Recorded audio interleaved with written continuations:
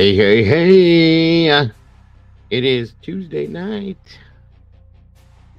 February 13th, 2024. Valentine's Day is tomorrow. Don't forget, folks. Welcome back, guys. For those of you that were here, and welcome for those of you that weren't here earlier. It's great to have you all here. I appreciate you back.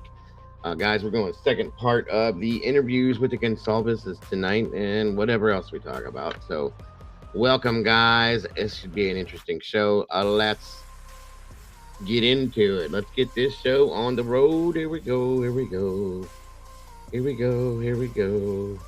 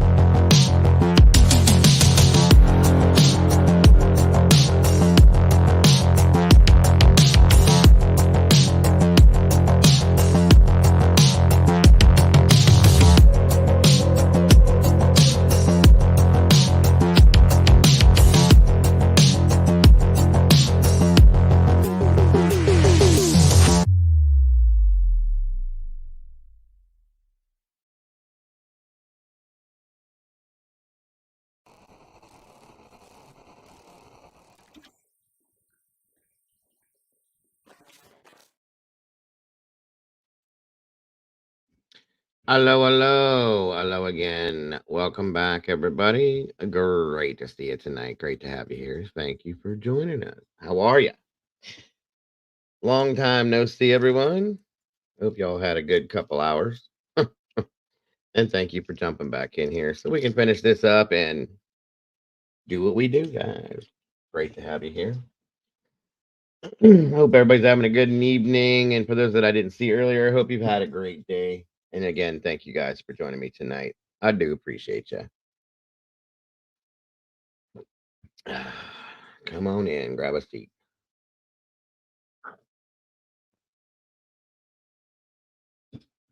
For those that aren't familiar, we're finishing up what we started earlier this afternoon, and we're going over reviewing pretty much all the Gonsalves interviews, new ones, old ones, whatever, and seeing what we pull out of that, what we've seen, what we hear, maybe picking up on anything we might have missed. So yeah, definitely. It was interesting earlier, so we'll see what happens tonight. And talking about the things we see, questioning certain things, and just doing what we do. So thank you guys so much for joining me tonight. I appreciate it. Never ever a better time other than when I'm with you all. I appreciate you so very much. Come on in, grab a seat. Speaking of which, let's see who we got in here tonight. Who we can welcome back from earlier. Appreciate you guys. Looks like Duke is in the house. Welcome back, Duke. Good to see you, brother.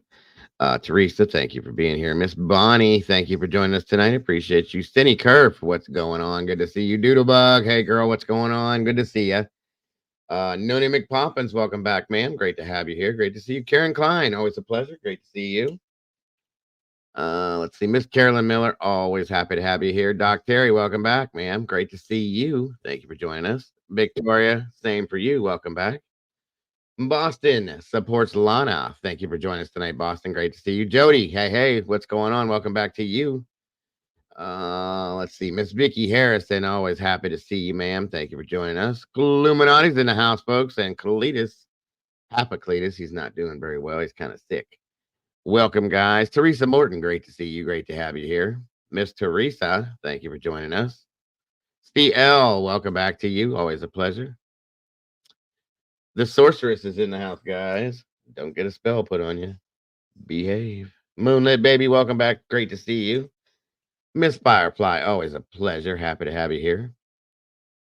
Legendary CEO, Oi, how are you? Good to see you. Good to have you here. Moonlit baby, always a pleasure as well. Let's see. Rachel H in the house. What is going on? Good to see you. Good to have you here. Thank you for joining us tonight. Annie Ruler, hola, welcome and good to see you. Good to have you here. Come on in. Miss Lisa Vallejo, great to see you. Ashley 421, welcome back to you. Great to see you. Great to have you here. Groot, what's going on? Welcome back. Great to have you. Thank you for joining us tonight. Let's see here. And Senny, please say hello to Big Ohio Al. Appreciate you so very much. We'll be joined here shortly by Illuminati and Cletus and Sarge. Of course, Doc, welcome back. Great to see you. Miss Joanne, welcome to you. Jilly Bean, how are you? Good to see you. We got 100 people in here, guys, with 46 likes. Earlier, it literally only took a matter of about 60 seconds to get this out in the algorithm, and you guys hit that hard. So if we can do it, let's do it again. Mega match, guys. We got 47 likes, 101 people. We can do it. Jennifer, public service announcement. Grandfather clocks are threats to mothers. Okay, Sarge. Welcome, Jennifer. Good to see you. Thank you so much. You're okay, Joanne. Don't worry about that. I've been called Drago, Diego, Drago, Doggo. It is what it is. I know who I am. Yes, yes, yes. I'm trying to find that one, Jen. I am gonna play that one. I'm struggling with it. I've been looking for it since I left you guys earlier. Oh, thank you, Doc. I appreciate that. It's wonderful to see you. Welcome, Ocean Sugar. It's great to see you. We met you the other night on Illuminati's panel doing the speed dating thing. Welcome back. Great to have you here. Yeah, please do, Jen. If you have it, send it. Thank you. Hold on a second here.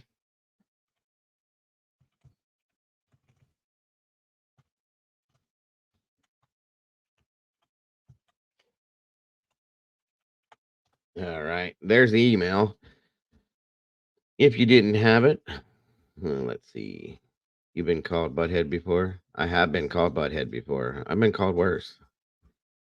I've been called worse. All right.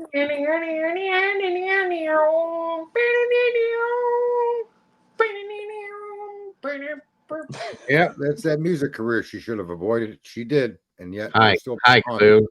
My bad. The air guitarist is here, folks. Welcome, Clue and Cletus and Sarge. What's up? What up, Mr. Dago? Paige, welcome back to you. Noni. Oh my God, Noni, that's funny. That is too funny. I love it. Angel D, what's up? Angel D, welcome. What's the D? Here. Welcome, Angel. Great to have you here. Kels is in the house. What's going on? Carolyn Miller. Carolyn said, Sarge, put that pic on your icon. Robert Bell, welcome back, brother. 106 How the hell do people, I do that? 59 likes. That's a whole lot of talking right now that I can't do.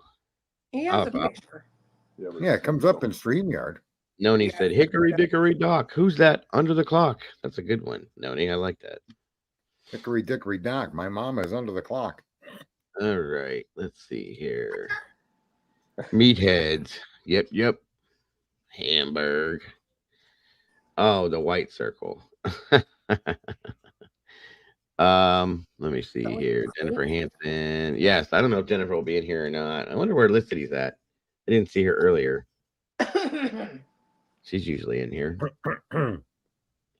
Welcome, Gray Pearl. Good to see you. I don't know. Come on in, guys. Go grab a chair. Thank you for joining us. We'll be here for a while. Simply Solo, welcome. Good to see you. Thank you for joining us.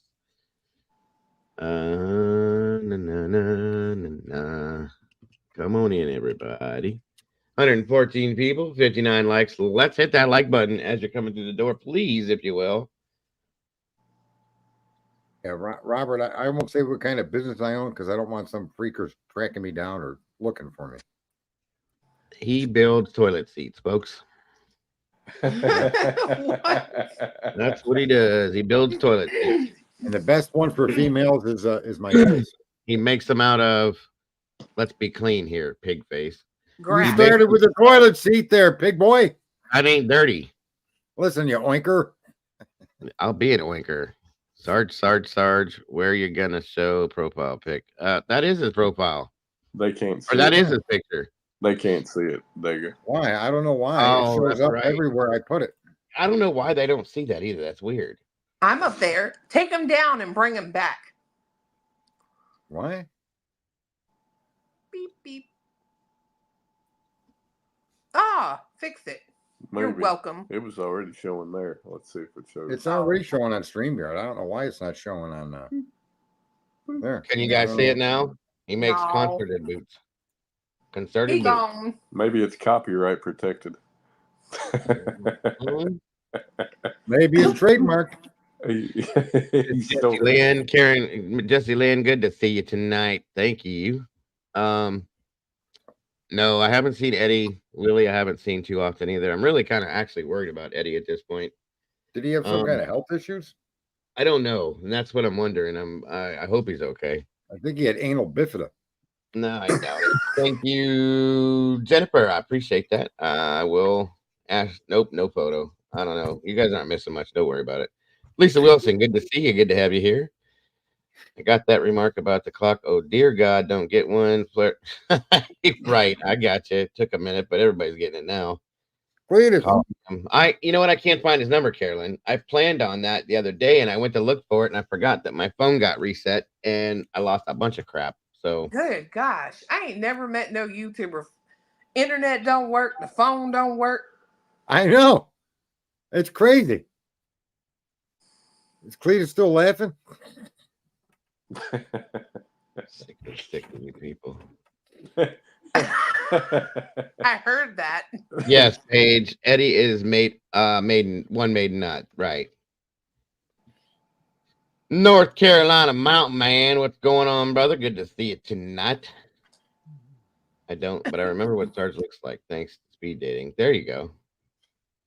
I don't know why it's not showing up. I've done nothing for that too. They still make, yeah, they do. Actually, Firefly. It's funny because my ex-father-in-law used to use that stuff, that Grecian formula. And he used to tell me it colors your hair, and I said no, it just makes it wet, so it makes it look darker. What? That's what it does, in my opinion. It makes your hair oily, so therefore it looks wet, and it makes it look darker. Oh, all right. Yeah, he was in here Saturday for a little while, but he didn't say much. Willie, he was here. Mr. Philip Hughes, good to see you, sir. Welcome back. Hope you are having a great day, sir. At least you dropped your bill down to 53. Yeah, right, Robert. We'll see. We'll see. I got 200 and some odd witnesses. We'll see if it's true. Angel D, I was not napping earlier. What? Angel D was asking if I was napping earlier. Oh, no. You guys are spreading nap rumors about me.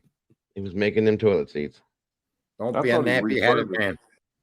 I thought he refurbished used toilet seats. Refurbished used ones. Greasy. Right. That's right. Greasy. Actually, that's the room that I clone people I know. And the seats are there to give me the comfort I need to make sure I get a perfect resemblance. Hurry, baby. Hurry, baby. Yes, Kels. There's Licity. I was wondering where you was. I hope you got. Hey, do me a favor, guys, because I've been watching this and I heard there were some issues, and I found a way to fix it too. I was told if it works. Do me a favor and throw a 1 in the chat if you're getting a notification for me. If you got one, I should say. What number do you want them to put if they're not? Two. Nothing. Oh. Or yeah, put a 2 if you're not. There you go. I got a notification. Oh, you're okay, Paige. You don't need to apologize. DS, welcome. Good to see you. Ray Baldick, welcome. Good to have you here. Teresa Morton. Why did Willie say he was going to take a step back, Joanne? Corey Turdia. 2 1 2 2 1 2 2 2 2 2 2. Max G, good to see you. Okay. Some people are looks like half. 38. Legendary's getting 38. Okay. That's a good one. I'm only on here for stars. Well, fine then, Angel. Whatever. Why don't you take her home with you? She's here for you. Me? Don't take it personal there. Only for you. I only have eyes for Sarge. Jesus Christ. Intermittent 2 like fasting. I got you, Doc. I feel like that's about to be a sound clip. I only have eyes for Sarge. Go ahead and clip it. I know it's coming. Here, I can even do it with my glasses. Even play happy music. I only have eyes for Sarge. Everybody howl now. Now we know why he was rooting for San Fran. I wasn't. I was rooting for Kansas City, you dipshit. The D!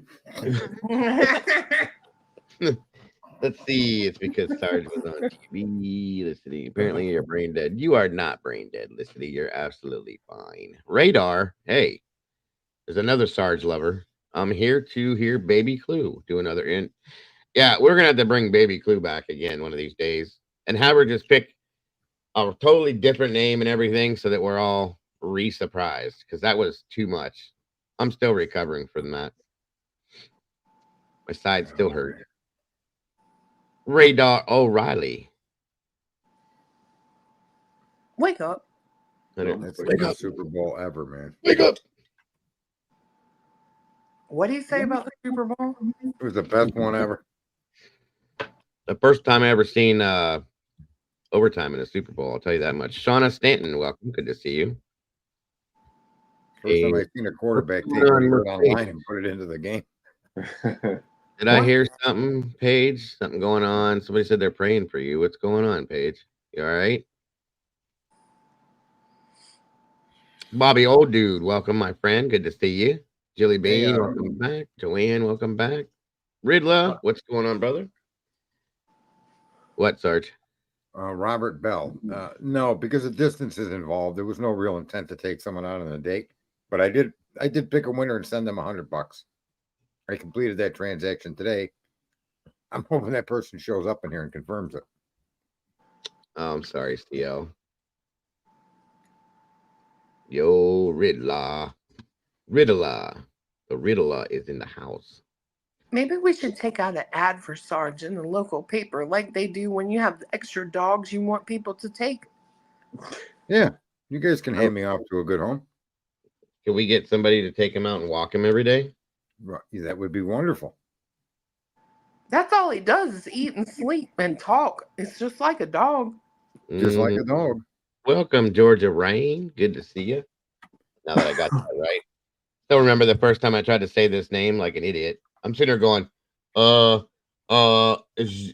Georgia Rain. I did the same thing. And then they came on and said, it's Georgia Rain. There you go.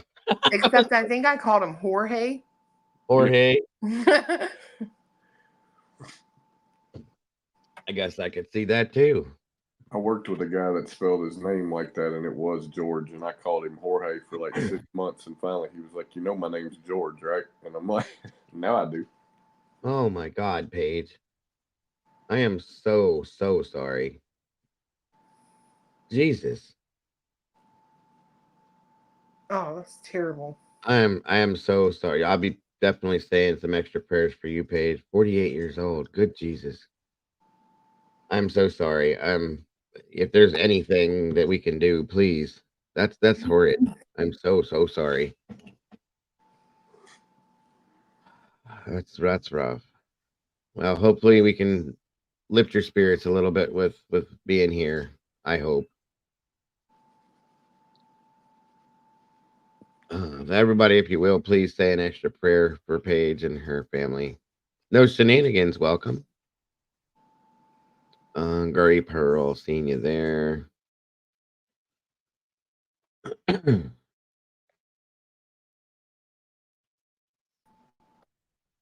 Hi, welcome back. Why'd you drop me? I didn't drop you. You just dropped yourself. And nobody even touched the telephone. Okay. Maybe you're hunted. So, like I said, everybody, yes. Oh, thank you. I'm glad to hear that, Paige. I really am. I hope it helps, even if it's just a little bit. That makes my heart happy. Eve Lucky, welcome back. Good to see you. Mr. Dago, I love it. Mr. Dago, Sergeant and Clue. She's always called me Mr. Dago. That's cute. Jesse says, Clue, I love that picture of you. That's the only picture we've ever seen. Well, That's not true. I've seen another one, but We've seen that very compelling one of her on a trampoline. Oh my gosh. that was, yeah, well, anyway. Carrie Priscilla, welcome back. Thank you, Miss Brandy. And then, by the way, again, anybody that has donated to any one of these links, thank you very much for that. That helps me to keep this running, pays the bills, and it's definitely not expected, but beyond appreciated, folks. God bless. I really do appreciate it. So thank you. Welcome board. Good to see you. Absolutely, Shauna. It's wonderful to have you here. Come on in, everybody. Jennifer Hanson's in the house. There you go. There she is. Did you get your gift card, Jennifer? Already? Yeah, you could do them by email now. Oh, really? I didn't know that. Are those all your? I know that fractured one. That's a good one for you, by the way. Is that you too, Clue? Yes. Way too many of you. There you go. Leave that one. That one's better. Yeah, I never seen that before. That doesn't even look the I same. can see throwing money at Bambi in that one. Oh my God. Good to hear. You're It would putting be together coin, I promise you. It would probably be made mostly of copper and zinc, but nonetheless. a stitch thingy between you and that. Like, good to hear, Felicity.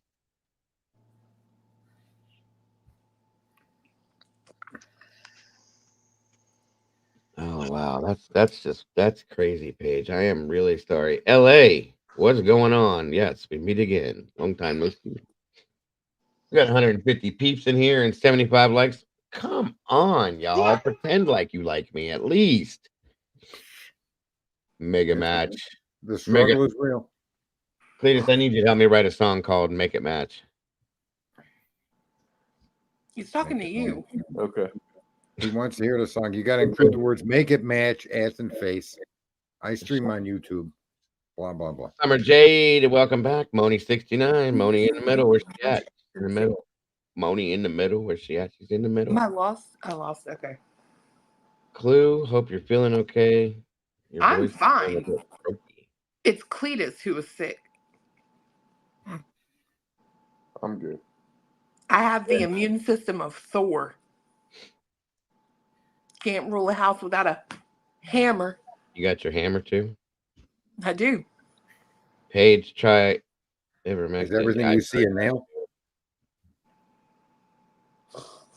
He is way too young. Jesus. Match Point. That's a good movie. Moni's in the middle. Where's she at? She's in the middle. Do you remember that song, Clue?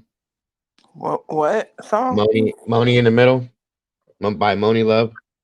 No. You remember that, Cletus? No, I can't say as I do. Huh. It was a hip hoppy song.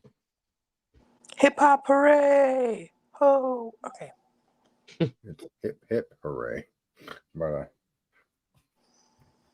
Bonnie, Miss Bonnie. Gray Pearl said I do. So, guys, like I said, we're continuing on going through these interviews. Make sure you got your notebooks because we found some things earlier that were kind of interesting. We have um another person to break it down and to catch things. Mr. Sarge is joining us tonight to do the second half of this. Ciao to you, 12. Welcome. Um, um, and so hopefully, once we get through these ones, we'll find something else. And let me check this one that I was supposed to be getting from. One second. There it is. Bingo. That is it. I found it. Thank you very much. Wait, hold up. I got to download that. I also heard something else about this too. There's a rumor. It is a rumor that I don't know if anybody else heard this, but that Olivia's husband works for He's a producer. for Hulu. He's been on, I don't know. I have a list of the movies. I mean, the shows he does. Well, somebody asked me if that had anything to do with Paramount Plus, and I was like, I don't know. Good question. No, Paramount is a separate entity from Hulu. Are you sure? Yeah, you actually have to add Paramount to Hulu. In other words, you can't have Hulu and watch Paramount. It's a completely separate entity. Okay. You got to pay so much a month, $9.95 a month, something as an addition. I mean that's okay, Sarge. I don't mind. We're not doing that bad. No. I that's private chat. It's private. I get it. I get it. I get it.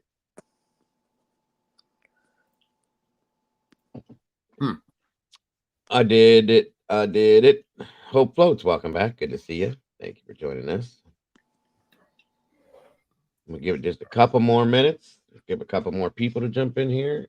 And we really got to hit them likes, guys, so we can get out in the algorithm. 89. Come on, you guys. At least get me to 100. YouTube wants me out there. Oh, look at Clue's picture. It Whoa. almost depicts the size of her mouth. Almost. I knew that was coming. Jeez. Rude. You finally took all the filters off. Now they, now they see That is epic. He said, well, that's what she really looks like. Dude, that shit is so funny. How did you make that look like that anyway? I don't know. It's some stupid filter my daughter had. Funny. Paradox of choice.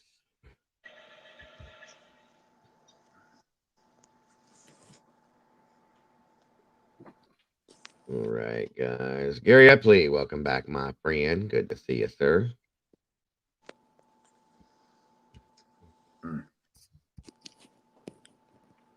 She looks like Kaylee. A little bit, yeah, she kind of does. She reminds me of my sister, guys. She looks like my sister. Just a little. Sydney Queen. Welcome, sir, from Sydney, Australia. That's awesome. And I'm a ma'am. Sorry about that. Why did I say sir? Anyway, welcome, ma'am. Another Aussie in the house.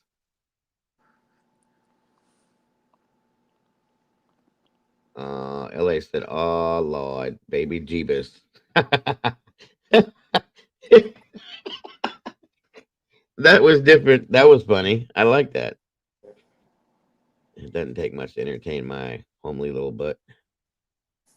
Baby Jeebus. Cute. Ad number 1. Sorry for the ads. I don't know why they're coming. I just got one too.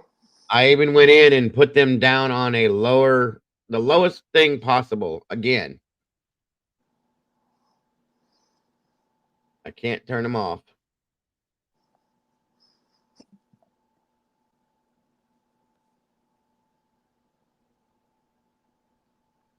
All right. Well, I guess we got 134. All right, we broke it. 103 likes. Thank you guys. You are amazing. We're out there. Angel D. Angel D. I have to do that every time I see that name now.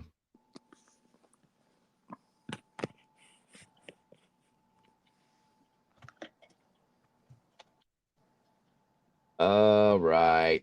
Let's get this show on the road. Hope everybody had a good dinner. No shenanigans. Good to see you. Timu. What? They better be paying me for that. Oh, I love Timu. I heard it was a bad thing. What y'all hear during the Super Bowl? They pronounced it Temu. Tamu, yeah. Did you buy from them too? Yeah, yeah, she does. I mean, Have you had good luck with them? oh yeah. Matter of fact, one time I'm pretty sure the our hoodlum mail delivery person stole the package because they don't come conspicuously. Oh, But I contacted them and they actually reshipped me everything for free. So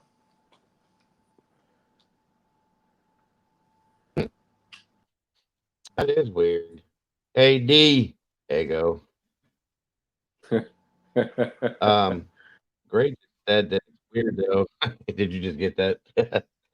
It's weird though. I don't seem to get them on mobile and PC at the same time because I'm usually on two devices, but they both show ads periodically. That's weird. Isn't that weird? I got an ad, but no notifications. Yeah, they can sure send them ads out, but no notifications. It's crazy. Angel said Sarge is napping again. Poor old fella. Uh, Angel's a comedian. I love it. He's so old. He's in a black and white image. Parts dust. what did you say? So Did anybody old, come parts by dust. and dust you today, Sarge? Nobody's come by to dust me. No, no. Okay. I was That's dusted pretty good Sunday though. good. Oh. Good to hear. Into Good to Monday, hear. I got a good dust. She had 2 arms too. Got a lot of great results during the PK. Yeah. Good to hear. Well, hopefully they figure it out, Paige. Good Lord, that's We horrible. lost 75 pounds and how quickly?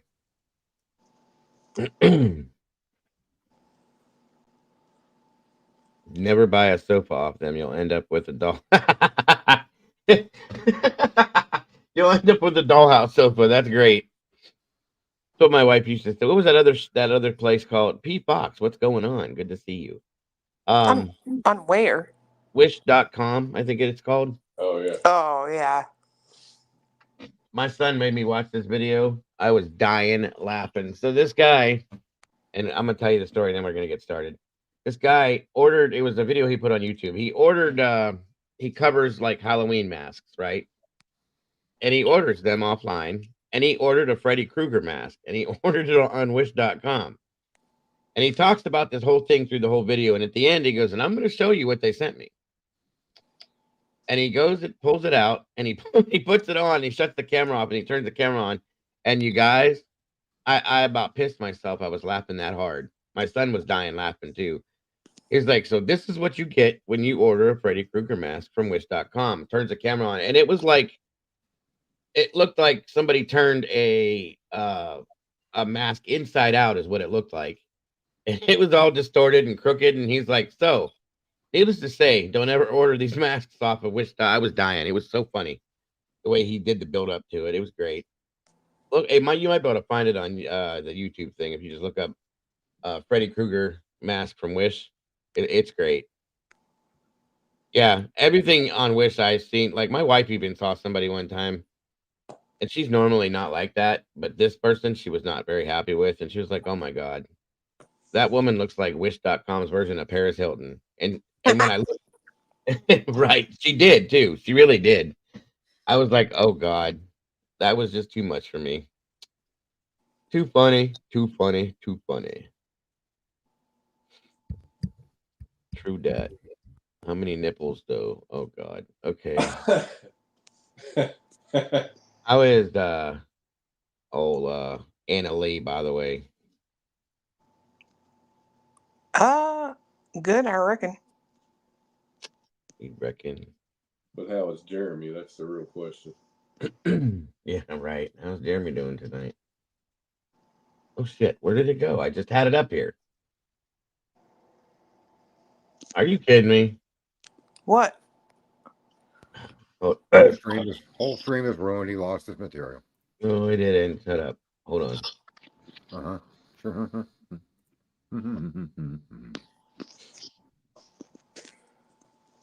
There it is. Just had to pull it to the front. No big deal. All right, and we're off to the races, guys. This is going to be the first one we're going to start off with. This is the interview.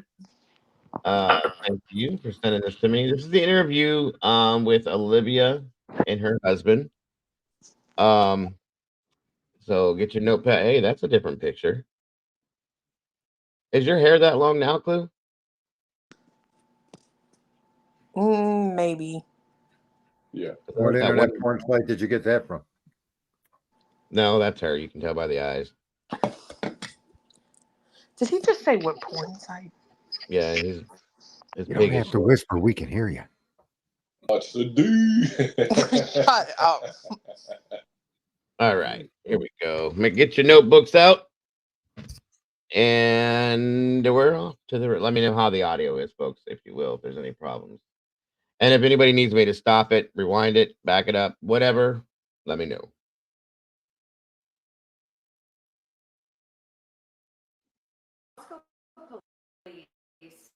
Hold on. You're doing that stupid shit again. They've said there's no imminent, threat to the public, that they do believe this was an isolated, targeted attack. What is your take on that sentiment? Yeah, I don't share that sentiment. Our family doesn't share that sentiment. I think that anything can be isolated until it's not.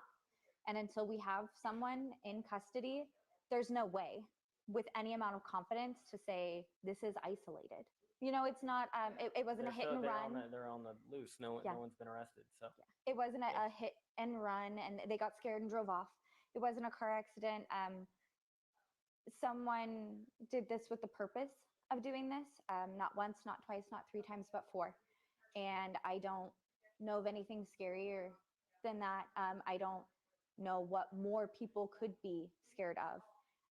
And I do want to add, being vigilant in this case is not enough. They were vigilant.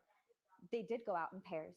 They did Uber downtown with a trusted Uber. They did Uber home with a trusted Uber. They only went to trusted places that they went every other weekend.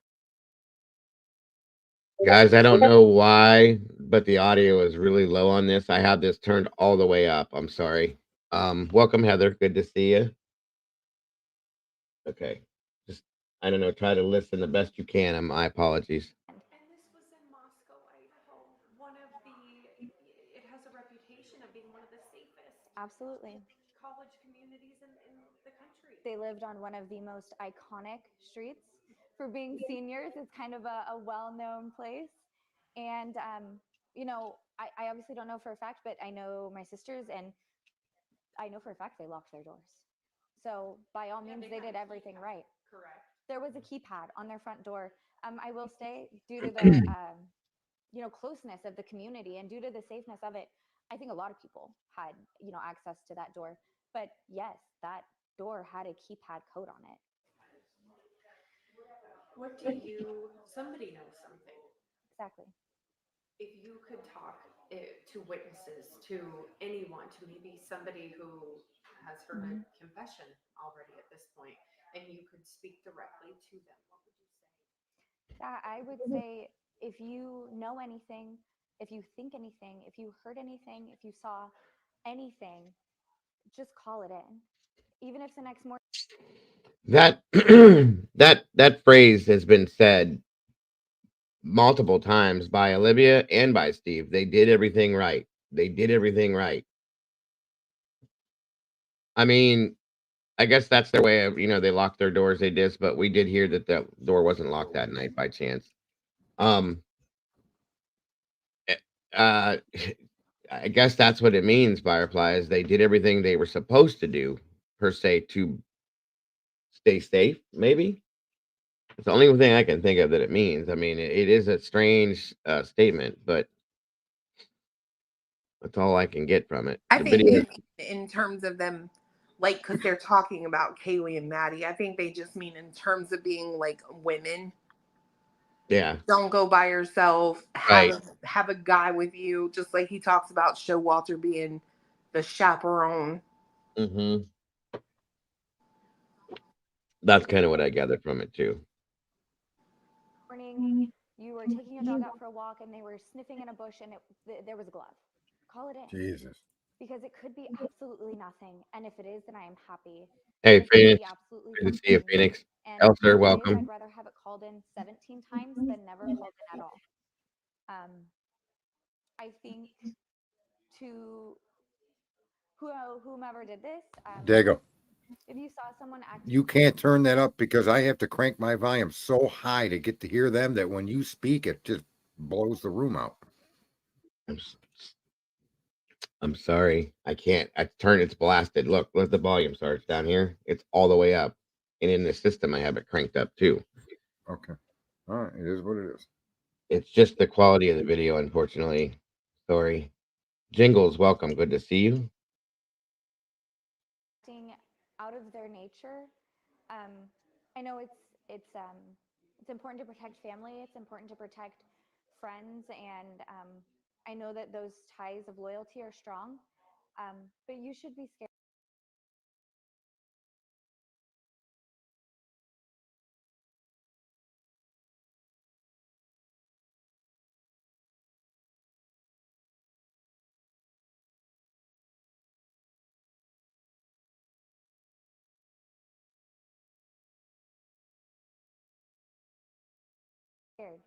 And this isn't someone that should be protected. So if you noticed odd behavior, if you noticed something in the shared bathroom trash can, if you noticed a weird smudge on the fridge after your roommate came home late, call it in. Any injuries, anything at all. Because worst case scenario, the police talk to them and they get to go home. If they have nothing to hide, then you just did your job. Call it in anonymously. Any information at all that people could hand over to help would be amazing. Yeah. We just need more. Tell me about your sister. See if closed caption will also play, Dago. She absolutely was. That's what I'm trying to do, and it won't do that either. Hold on. See that little box that says CC. Let's see what Go happens. down. There we go. The tan blonde with a beautiful smile that lit up the room. But you hear that every time. She was so much more than that. She was an absolute brat. She was an absolute like a true sister. Totally. I mean, just to be genuine, I know that that's what she would want, is just that authenticity, because that's exactly who she was. She didn't take any crap from anyone. She didn't take any BS. She was a fighter. She was stubborn. She was the absolute justice police. One of her very first phrases was, "What about me?" She was always concerned about what was next. And Kaylee, unashamed of anything, loved the finer things in life. I would go up to her closet and take her and be like, "Olivia, that's literally Calvin Klein."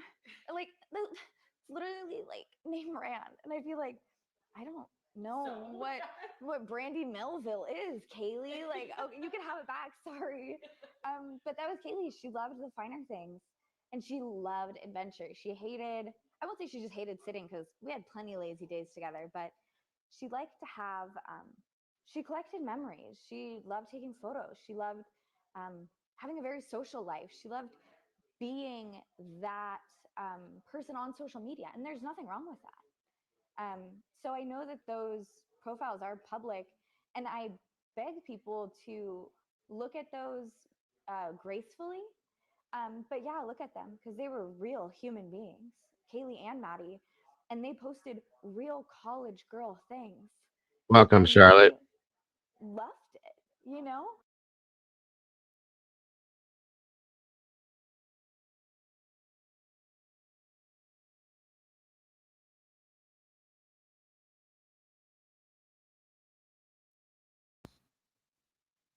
I don't hear sound coming from it anymore.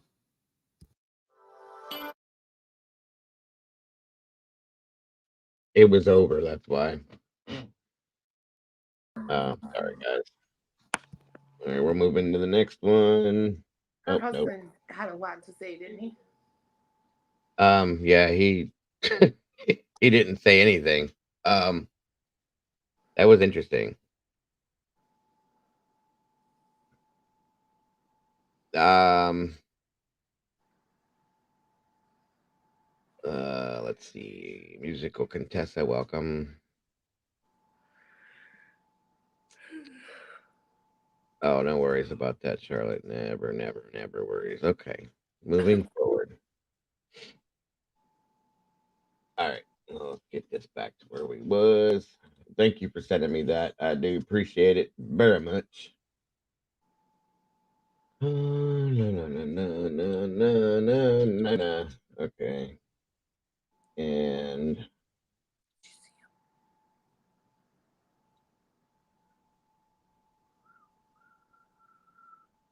what's going on here?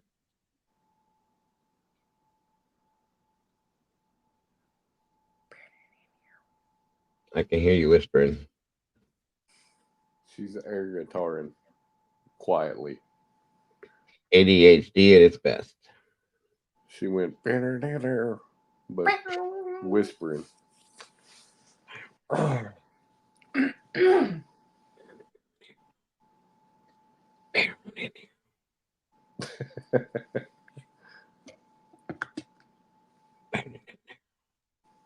Okay, and we're wait a minute.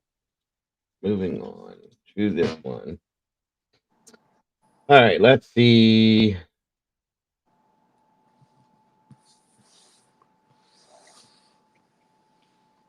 This one here. And again, guys, if anybody needs me to stop, rewind. This one I'll make sure this should be louder, hopefully. Let me know. Idaho is speaking out for the very first time. ABC's Kena Whitworth has the story. It's still very surreal. It's still very like out of body a lot of times. This morning, as the class of 2023 prepares to graduate from the University of Idaho, the families of 4 students murdered in November are emotionally adjusting to a reality they never prepared for. I would have never thought a year ago, Welcome, or even Paul Harris. 6 months ago, when that there was going to be a reason that Kaylee wouldn't be able to accept her own degree, that she wouldn't be here.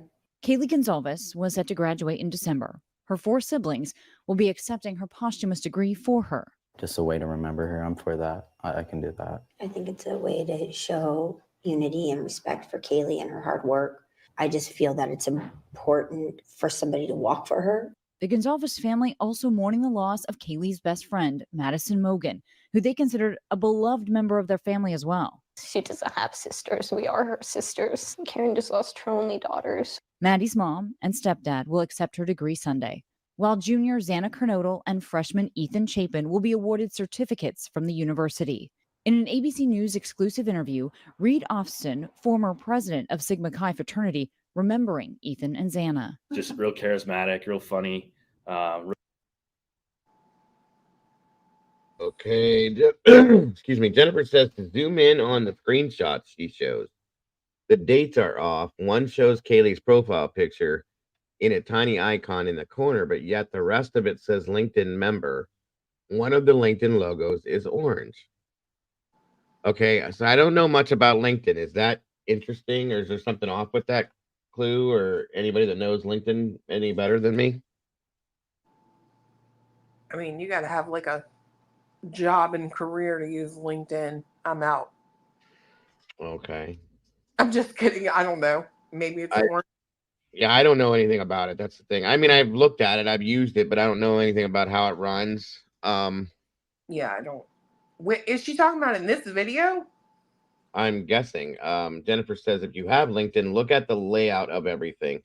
The only way Kaylee's icon could be at the bottom near the respawn section is if you're logged in on her account. Oh. Oh, yeah. Okay.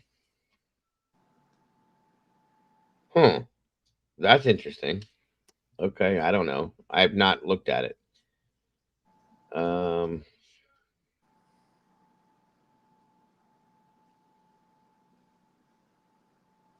okay. Well, again, guys, let's try to when we're talking about this stuff, let's use logic and commonsensical stuff with this, please. And of course, no victim shaming. Once again, I just want to claim that before we get anywhere. Motors Mary 11, welcome. Good to see you. The LinkedIn issue was um Heather Fitzgerald. If you have a LinkedIn, look at the layout of everything. The only way Kaylee's icon could be at the bottom near the response section is if you're logged into her account, is what it is. So there you go. Heather Fitzgerald says, Cluminati, your job is being Bambinati. Oh, There it is again, Bambinati. Okay, Doc Terry says it's usually blue instead of orange. Okay. that's what I thought it was. Blue. What's the discrepancies? What's the issue with these discrepancies? Anything of value? But I mean, I feel like they could probably get in her account. I mean, Well, Olivia was able to. And then it was, remember that whole thing that went down when she did the interview with the other Olivia? That, yeah. that it was taken down and then. Okay. Again, Jennifer says one screenshot shows that the message was sent on November 3rd, but the email shows November 2nd. So there's just a lot of discrepancies. That's interesting. Interesting. I'm not saying that she unalived them, y'all. I think it's possible she was trying to be maybe in the spotlight for once because maybe KG was always in the spotlight. It gave her some. Oh, okay. I see what you're saying. I understand. Yeah, we can go look at that after the fact, maybe. And then they can use two-factor authentication to get the text messages to get into whatever other accounts. Okay. Good stuff, Gray.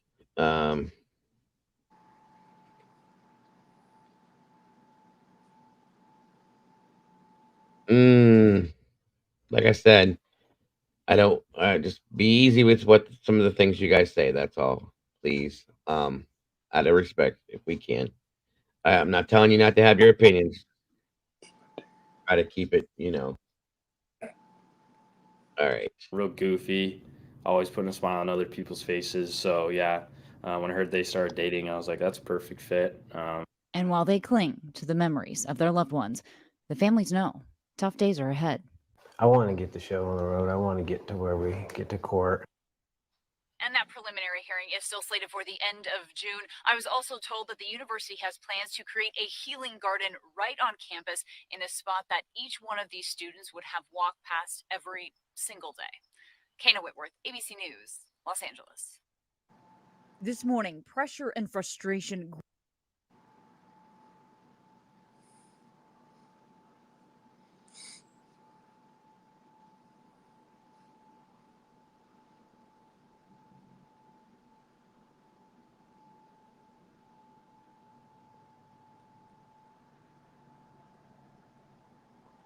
What happened? I don't know. Hello? Sorry. I froze for a minute. Sorry about that. Loading the next one.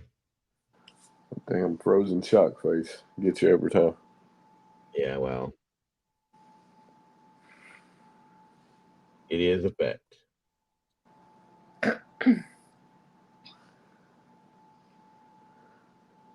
All right. Let's let this next one load it in.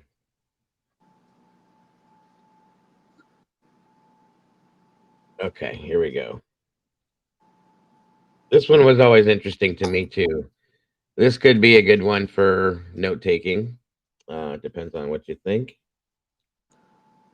All right, Mr. Brian Hinton. And we're what these families are going through. I had the chance to sit down with the Goncalves family in Kaylee's home. Their loss, it is so heavy, and they have been vocal about their relentless search for justice and frustrations with the investigation. Here is part one of our conversation. She was hurt. hurt so bad that she was not able to recover. That is just terrible. Oh, it's okay. It's terrible. I cannot fathom in my head what kind of person did this. It's capable. And why. I can't sleep at night. I lay in bed pondering just millions of different scenarios. And just, I want to know, but then there's stuff obviously you don't want to know, but You just cry. I think I want to know it all. And You're okay. I just don't understand why, how somebody can take somebody, four of them. It wasn't just my girl, just so savagely. Is anyone acting differently since the murders? I mean, is there anyone that you have a weird feeling about that the girls knew or that comes to mind? Yeah, I would say not in the immediate circle by any means, but a few of the names that have been circulating around, I think it's hard not to kind of, dig into this. And I don't know how much of that is just because we have so little information from law enforcement and how much of it really is, a sister or a father's intuition. Can you elaborate at all? I don't know. You don't have to. This is from December 4th, folks, just so you know. 2022, I do believe. 1 second. This stupid bar thing. Sorry, guys. Yeah. I mean, I knew that. I just want to clarify it. Give a name, but I mean, is it someone that she knew or? I have something to say about that. I just feel like there's been a couple individuals that were cleared very fast. Okay, so we've all looked at this interview quite a few times. I have that one too, Jennifer. Thank you. Roommate. So, okay, yeah, I think that's my thought too. Sarge, what is your take on that when she's talking about that? Do you think she means anybody in particular? Well, she's clever enough. I mean, we all know it's the inner circle and the circle of people around you that generally the culprit. So they're focusing on that, which is, a sensible point of view. And then it turned out to be, according to the police, someone that, dropped in from a parachute. Well, and what's weird about this interview, I went over this same one, with my binocular my headphones on, and shut up, babe. I swear Steve says she had the strong alibi, not share. There's definitely 2 syllables, and fiance, I made him listen to it, and he was like, yeah, he definitely stops. There's a pause. She had the strong alibi. See, I thought he says share because a little bit down after that. Yeah, he does why, say, why not share the alibi? Right. So that's why I thought. And who is he referring to, though? Who is he referring to? I don't know. Share the strong alibi. Who wouldn't share an alibi? Right. Okay. Was it one of the roommates? Was it Bethany? Was it Well, that's the thing. You wouldn't expect the roommates to have an alibi unless there was someone there with them. That's what I'm saying. And this was, like I said, this one came from December 4th. So this was 3 weeks, literally just about 3 weeks after this happened. So Brian was not arrested at this point. There really wasn't anybody else that they had talked about. So it's got to be somebody within that circle that they're saying that about, in my opinion. The police, okay, Elser's saying that the police wouldn't share the alibi with him. Again, why? You know what I mean? Why would you not? I don't know. This is why Jack D wasn't cleared. Well, at this point, they're stating in this interview, though, that he was cleared. Yeah, they cleared him within. It took a minute, right? But Jack shows up on the list, I think, maybe 2 weeks later or something, he shows up on that list of people they've cleared. It might be shorter than that. And they say in this interview that they had Jack came to their house. They had him take his shirt off. They inspected him, and they're very adamant about him being definitely somebody that they don't need to be looking at. So and Hunter too, I think. Right. right. Yeah, absolutely. So, on the press release. Okay, Jen, I got you. Thank you. Because he wasn't available for the interview. Okay. And see, I would have thought it was always interesting to me if he's that close to the family. Where'd they go? If he's that close to the family, like I would have imagined they might have brought him into one of these interviews and never. Jack? Yeah, he was never interviewed by anybody that I saw, whether it was because he didn't want to be. But, I would have definitely put myself in there to say, hey, here I am. I didn't have anything to do with this and that, and everything else, but they never talked to him. I don't know. I also found it really weird that he didn't talk at the memorial. No, he just walks up behind them and walks off the stage with them. That's what Firefly just said, the same thing. It is a strange thing. I mean, unless he couldn't do it. Maybe he just couldn't do it. Well, but it's also smart if you think about it. The whole thing didn't get focused on him at that point. Anything that guy would have said would have captured all the media attention. I do agree. Right. That's possible. Yeah, that makes sense. And I want you guys in this video, and if I need to, I'll back it up, slow it down. But watch Steve's body language, okay, and listen to the things he says. This is why we're doing this, because there's some things with this that I got real uncomfortable with from the very beginning. So, well, he gets a little irritated. Watch, he gets really kind of irritated with Olivia. And when it gets brought up that that her and Jack would have gotten back together. Yeah, I don't think he didn't seem to like that idea. Okay, that's just me. I also feel like he gave him kind of like a weird look at the vigil. Like he did almost like he was pulling the family away from Jack in a sense. It kind of looked at him as in like, don't get away from me in a sense. But at the same time, they're clearing him. I don't know, guys. It throws me off in some weird stuff. But this one here, he definitely and I tell you guys, I've been watching body language for years. I pay attention to eyes, things people say, the inflection in their voice, their movements, their everything, guys. You got to watch the jaw. That's how I've learned a lot of things. Helping my wife go through her psychology courses, I learned a lot of that kind of stuff, and it's really interesting. I recollect Jack getting Murphy from the SPCA. Was Murphy transported to local pound, or was Murphy found roaming the neighborhood and then picked up and put in the pound? Okay, I've heard both these stories, Gray. Both. I heard another story that a police officer took Murphy and dropped him off at a shelter. I heard that the dog was found roaming the neighborhood. I heard that Jack came and picked him up from the house and took him home. I don't know what's fact or not. I heard that he went to the Humane Society. Right, the SPCA. That's what I was thinking. That Officer Smith or Officer Nunez took him and dropped him off at this shelter, SPCA, whatever you want to call it.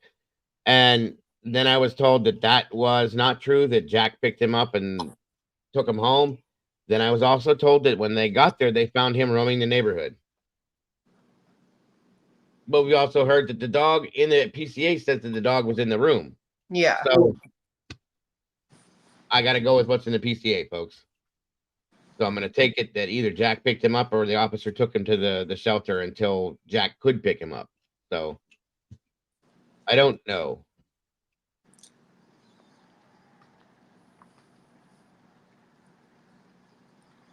Okay. All right. Here we go. That may not. Maybe he shouldn't have been. And yeah. She had the strong alibi. Just really fast. If you can dismiss. An hour later, and we're like, what?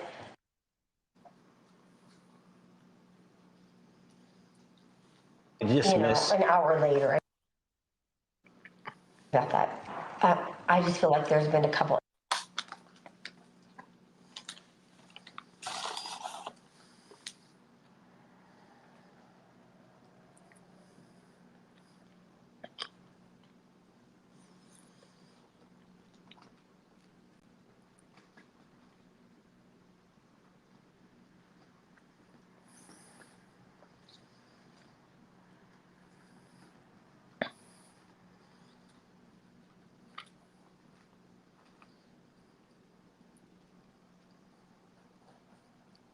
individuals that were cleared very fast.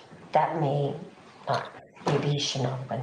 And yeah, Share the strong alibi. just really fast. If Just you can like, dismiss, an hour later, and we're like, what? And I don't know. I don't know anything about those individuals. I just know they were people that, definitely should have been looked at. And I don't know what would prevent you from sharing somebody's alibi. Yeah, I think that's what we're struggling with. So it's like, we know what we know. We've, fought for Jack, Kaylee's boyfriend, and, we still stand that way. So I did just kind of want to clear that up while we're talking through this ambiguity that. Okay. Now, those two sentences, in my opinion, don't go together. What? So I just kind of want to clear that up. Well, okay. Right here, I'll show you. And, we still stand that way. So I did just kind of want to clear. Hold on. With. So it's like, we know what we know. We've, fought for Jack, Kaylee's boyfriend, and, we still stand that way. So I did just kind of want to clear that up while we're talking through this ambiguity that, that's not what we're honing in on here. We know what we know. We're still standing up for Jack. There's something they said right before that didn't fit to me. I don't know what would prevent you from sharing somebody's alibi. Yeah, I think that's what we're struggling with. So it's like, we know what we know. He makes the comment about the alibi, and then she says, "We know what we know," and then she goes right to Jack. So the way those things are put together, it seems like they don't fit together, in my opinion, or they shouldn't, at least. Maybe it's just me. I don't know. We've, fought for Jack, Kaylee's boyfriend, and, we still stand that way. So I did just kind of want to clear that up while we're talking through this ambiguity that, that's not what we're honing in on here. We don't want to make more victims out of innocent people. Exactly. Definitely don't want to do that. You've mentioned before that you didn't want to have a funeral right now because the killer's still out there. Is that something that you're still thinking about? Are you nervous at all? I mean, because in Moscow, we talked to students. People are really nervous there. They should be. Yeah. This targeted to me, it seems behavior based. That's why I don't like it, and it kind of pits the parents against each other. So I don't like that. I just told some of the other parents today. Okay, that's something else I've never understood from the beginning. Anybody else? Targeted to me seems behavior based, and that kind of pits the parents against each other. Does anybody have anything on that up here? I mean, I get what he's saying, right? Because one parent could be like, oh, so it's your kid's fault that my kid is dead. Okay, that's kind of what I was thinking. Okay, just making sure I'm on the right page with that. Sarge, do you have anything to add to that? No. All right. That, if your daughter is no ill will for me, man. To me, if you go have a couple beers or go out and hang out with your friends and then come home and go to bed, if that's your target, then I think we all do that. I think we all come home and go to our beds. It's all target. Yeah. So it's kind of a bad word then. It doesn't really make sense in some ways. Exactly. Even the prosecutor told me that. Yeah. He said, I think it was kind of a weird word to choose. Yeah. Yeah. I mean, if it makes sense if there was some bad behavior that they did, let's say, I don't know, they came from a strip club or something, and then somebody followed them home. That's a targeted thing. That's what comes. I've had innocent people that were interviewed that were their neighbors, and they said, I'd be a lot more scared if it wasn't targeted. Yeah. Because I'm not doing anything to target me. And I'm like, well, if targeting's just going to bed with your friends. So maybe that was just a way to calm people down? I feel like it was strategic. Yeah. It was a strategic way to keep people from hitting the door, transferring out, and turning that place into a ghost town. So, You never think you're going to lose your little sister. Yeah. Ever. You never think you're going to have to bury your daughter. Absolutely unbelievable. It's nothing compared to the pain that I feel. Yeah. Losing Kaylee. And I don't know. It's several things. It's her age. It's how it happened. It's her life. Why it happened. Who did this to her? Just graduated. Who did this to her and her friends? The fact that she was with her best friend. Since they were little girls. That family tonight is so heartbroken. I've been in touch with them. It's literally unimaginable to think about what they are going through. But thank you for watching. Go to newsnationnow.com to find News Nation on your television provider. And don't forget to click the red subscribe button below to get more of News Nation's fact-driven, unbiased.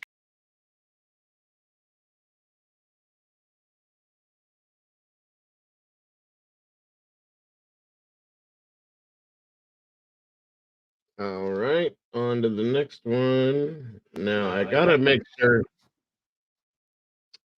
this one is not a double up. Hold on. Please. Someone asked me, so any thought on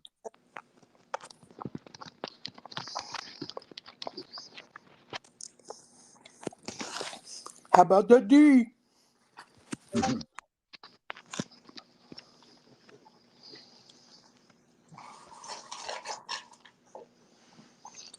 Yeah, people are asking, or someone asked me in the chat room about Olivia. I really haven't seen her mentioned much until just recently. Now people are jumping over to what she may or may not be or have done, and you know, as far as I know, there was no sick roommate there. So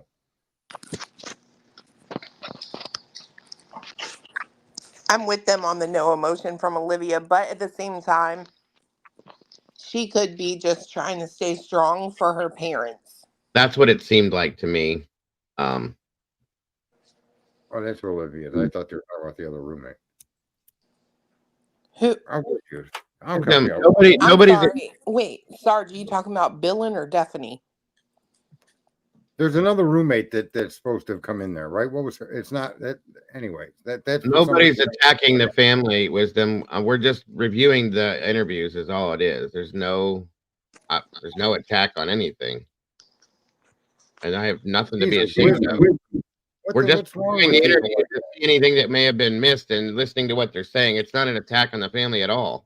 Yeah, wisdom speaks. Where do you come from with these crazy ideas like that? Screaming in the chat room, telling us we should be sued. If anything, it's clarifying what has been said and being clear about it. That's all. I would never. What a moron that person is. I would never do anything like that to attack anybody, and you should know that of all people. I don't do that. I'm just clarifying what we're hearing and what has been heard. That's all. So that makes no sense to me at all. I'm sorry, but it doesn't.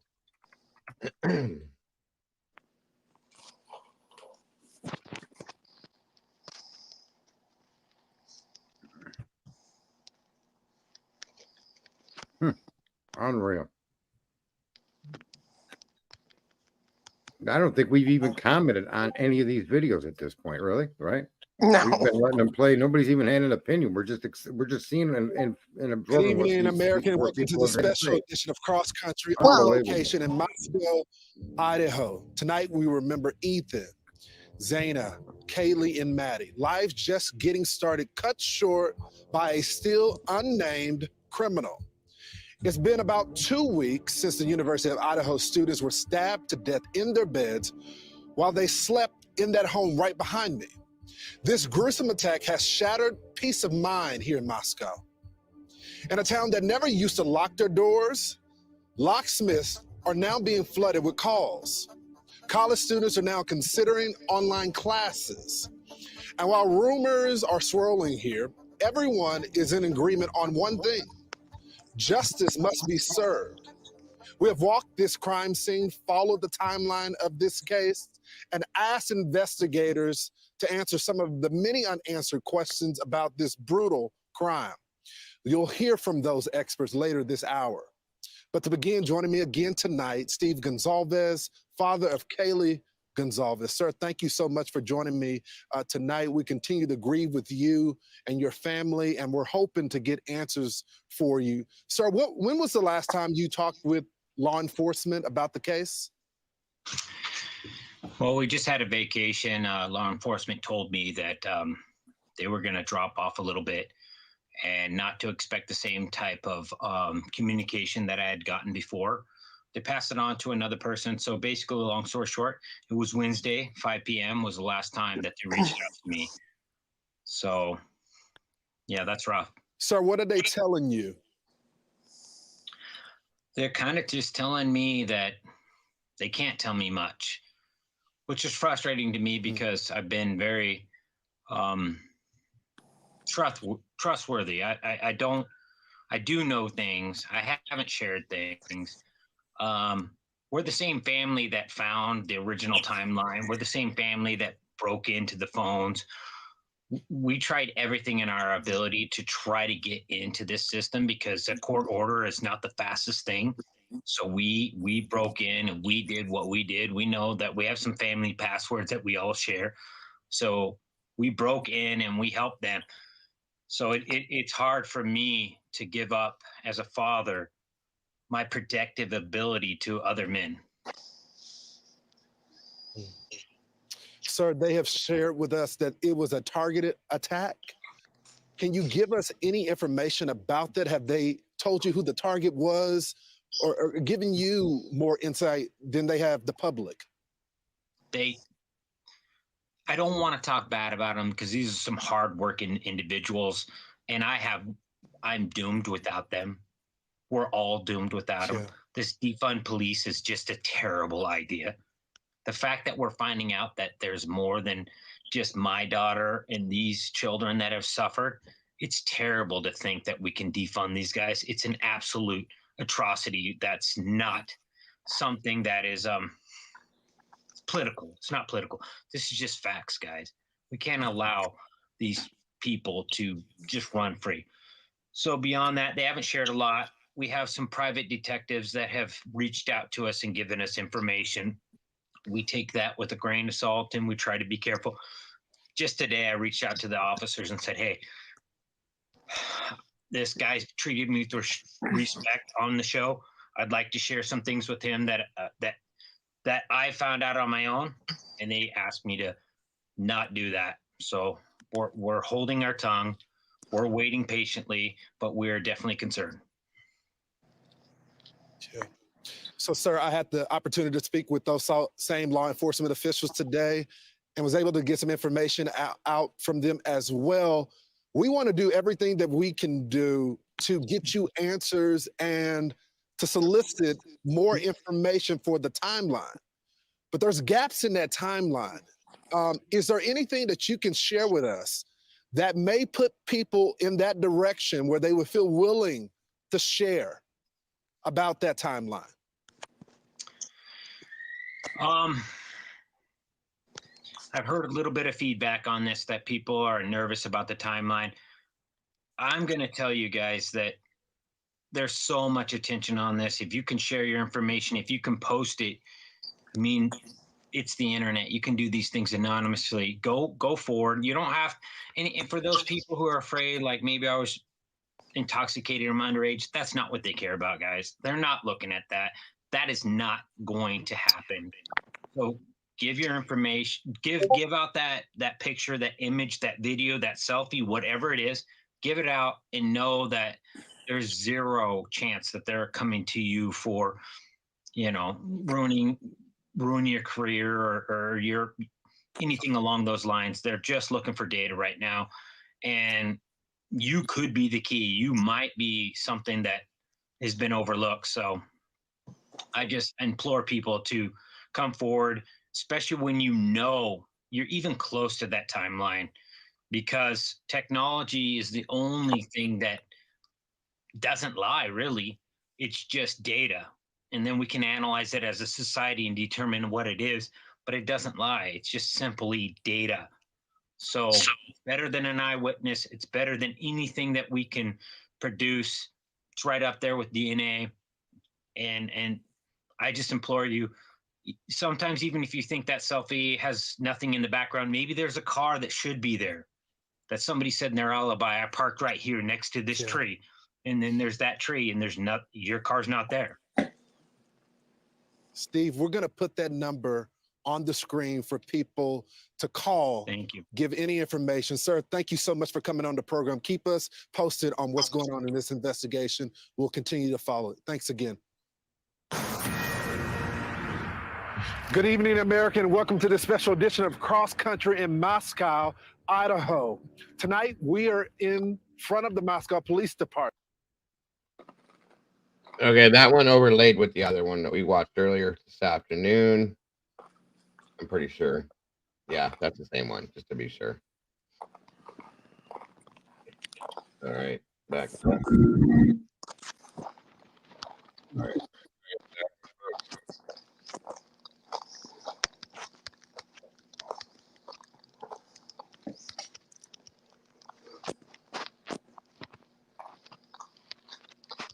The hell are you slobbering on there, Clue? You can hear that? Hell yeah. It's like, my God, I'm surprised Cletus ain't moaning his feet and toes aren't curled. Completely hear it. I'm sorry. I'm sorry. No, it's Frito Scoops. Okay, my bad. I'll put the phone away. After the My release, God. David, I sat down and spoke with Steve Goncalves. He's the father of one of the victims, Kaylee Goncalves. He was defiant, still grieving. Here's what he said it was like to see the suspect in court face to face. All right, so Steve, you know, there's so much of what has to be just upsetting information seeing this arrest affidavit now. My first question is, as always, just how are you and your family doing? Well, it's a bit of a narrative change. You go from hunting, looking, poking, like you always see these shows where it's somebody that you know, somebody close, somebody you trust. And I had a hard time with that because Kaylee was so kind to people.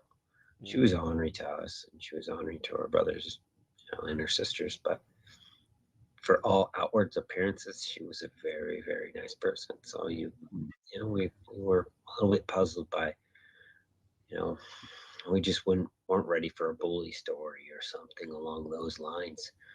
So you read the affidavit and you just find out that nobody understood exactly why, but he was stalking them, he was hunting them.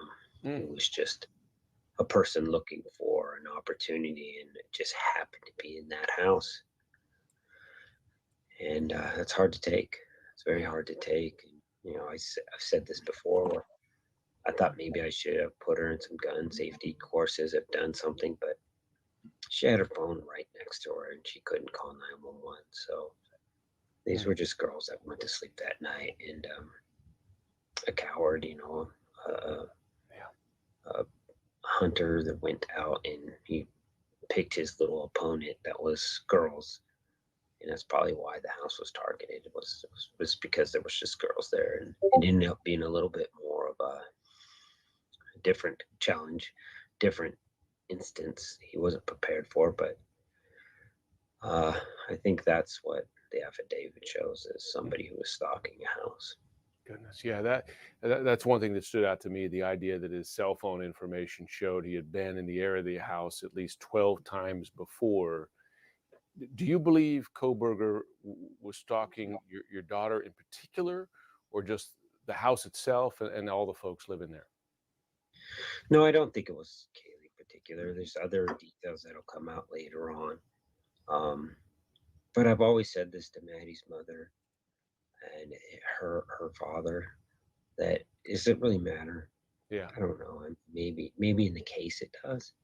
But to us, none of these girls deserve this. And I don't want a parent to think that, you know, to feel even worse than when you go through this, to think that, you know, oh, my girl said something that caught him off guard, and then these other people are just a part of it. That's a cancer inside you. And I'm not going to let that happen. I'm going to try to keep my family from thinking anything like that. The real problem we have is we have an individual that thought it was okay to, you know, attack other human beings. And that's what I'm going to focus on. Of course. No, I haven't. Greg, I'll second it. A brutal thought to live with. Was there any sense, have you been told if there was any contact between Kohberger and them prior to this, or was he just surveilling them from afar? I don't have any pinpoint information that I can share that would say that they were directly in contact. There's definitely rumor mills out there that say that there's going to be more information. We can almost guarantee that there's going to be more details that are going to be brought in. I'd be a little bit surprised if there wasn't a clearer touch point that would suggest. This is January 6th of 2023 again, you guys. Another same day as that one. That he was interested in one or two of the people more than he was the others. But at this point in time, we have enough in that affidavit to believe that this defendant has a lot to explain. Yeah, no question. He's, of course, innocent until proven guilty, nature of our justice system. Have investigators shared with you any indication as to a possible motive? No, we haven't got down that. I know that I'm supposed to be doing an interview with them. Shannon's putting that together and coordinating that. So that may be something that comes up, but they're very careful. And I've told them, don't tell me something that puts me in a situation where I might disclose something that could hurt the case. Also in the affidavit, it says that the surviving roommate, identified just by the initials DM, says she heard crying coming from one of the rooms, saw a man dressed in black with a mask on walk past her. Do we know why police were not called until several hours after that? We don't have those details. I do know that she was petrified, and I think people respond a little bit different. I don't want to make her a victim, and people are mean. They'll go after people, and I say don't do it in my name, not my family name. I think she was just scared, very scared, and it's not like Hollywood where everyone behaves like people think they would, and eventually we'll get all the details and we'll understand a little bit more. I get it. It's probably going to be like a medical. Petrified is the right word. I could understand. I do want to ask you before we go, you were in court. You had the chance to see Kohberger, perhaps to look him in the eyes. What were you feeling at that moment? I was pretty angry. I was pretty heated. I wanted him to look me in the eye. He knows I want him to look in the eye. So he didn't give me that opportunity. When he was back in his home state, Pennsylvania, he did turn around and look for his parents, and not me. He didn't give me that. So I think he's understands that I'm not going to see something in his eyes that I want to see. I want to see an innocent man, but I feel like he's scared to look at me in the eyes and start to understand what's about to happen to him. He picked the wrong family, and not scared of a conflict, and we're not scared. We're not running. We're coming at him, and the defendant has his hands full. Did you sense anything from him, any emotion in that moment, in that courtroom? I did. I sensed somebody shocked and scared and not prepared, almost like a sense of this is nothing like I thought it was going to be. So his mannerisms, his body language, I'm pretty in tune with certain guys. I've played sports my whole life. I've been in different gyms. I've been in conference rooms with white collar.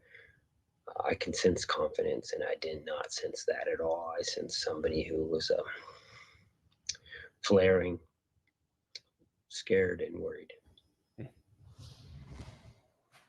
I'll tell you, Eric, I've been speaking with Steve for a number of weeks now, and I sense, you can see it in there, you sense exhaustion. I mean, of course we would be having lost a child that way, but also this is the first time I sensed really more resolve there, right? I mean, I think what came across to me is, you heard him say there, he picked the wrong family, the suspect picked the wrong family, that there's a path to justice here, right? That he was expressing, but still heartbreak, right? I mean, the way he described it, that his view is that this guy was hunting those victims.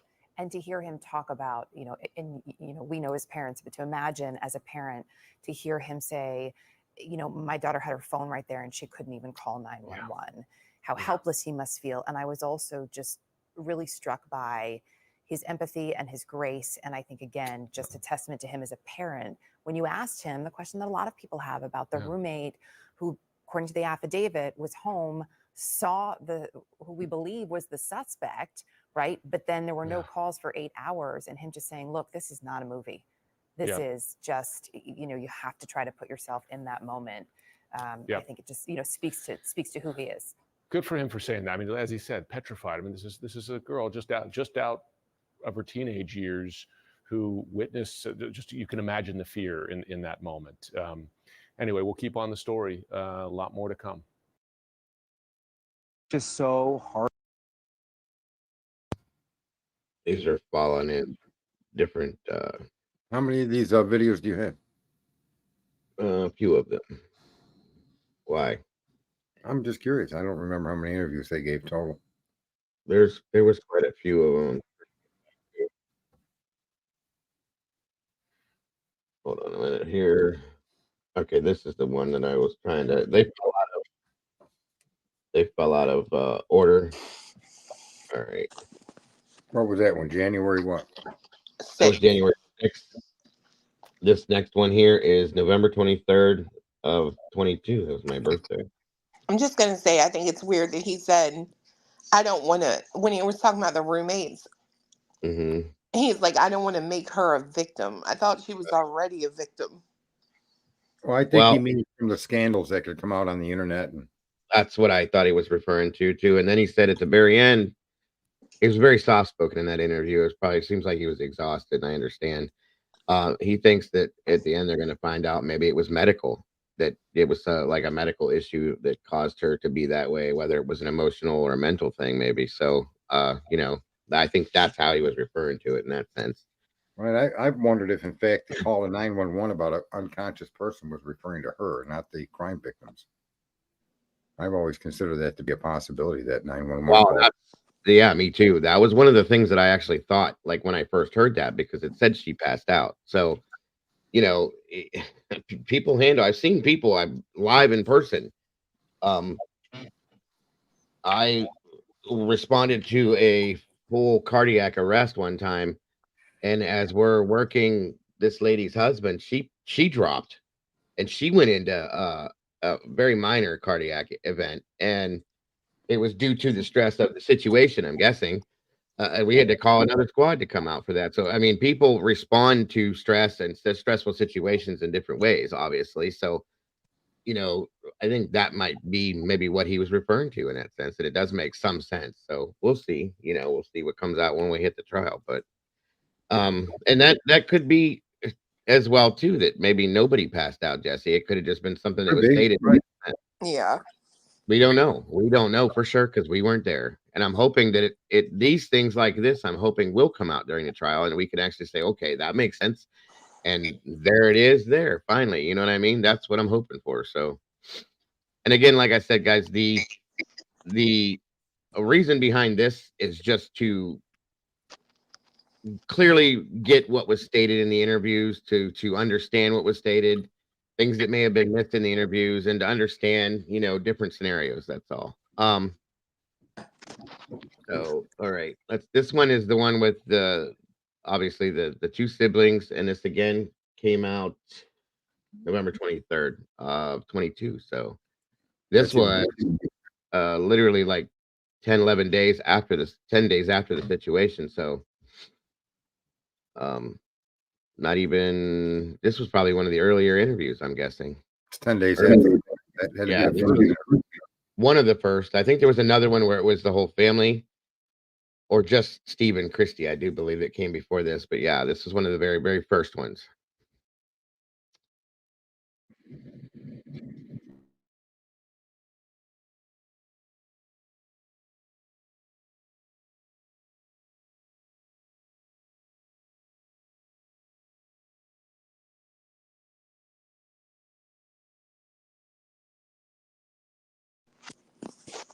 Oh, yeah. Is this the one where the brothers, like, they're saying something like, yeah, and he's like, he's the only person that does this. Yeah. Yeah. That was something that It took me a couple times to see it to catch it back in the beginning. So yeah. All right. Let me make sure that this has audio. This internet keeps screwing me up with everything. I'm so sorry, everybody. Okay, let's try this one more time. Boom, boom. boom. Okay.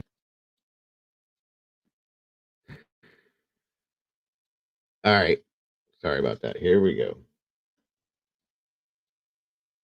How you guys doing? Me, it's not real yet. I'm a bit in denial. I'm hoping for justice. That's why I'm trying to switch myself into that mode to try to find some justice. That's where I'm at. I get it. Steve, Olivia?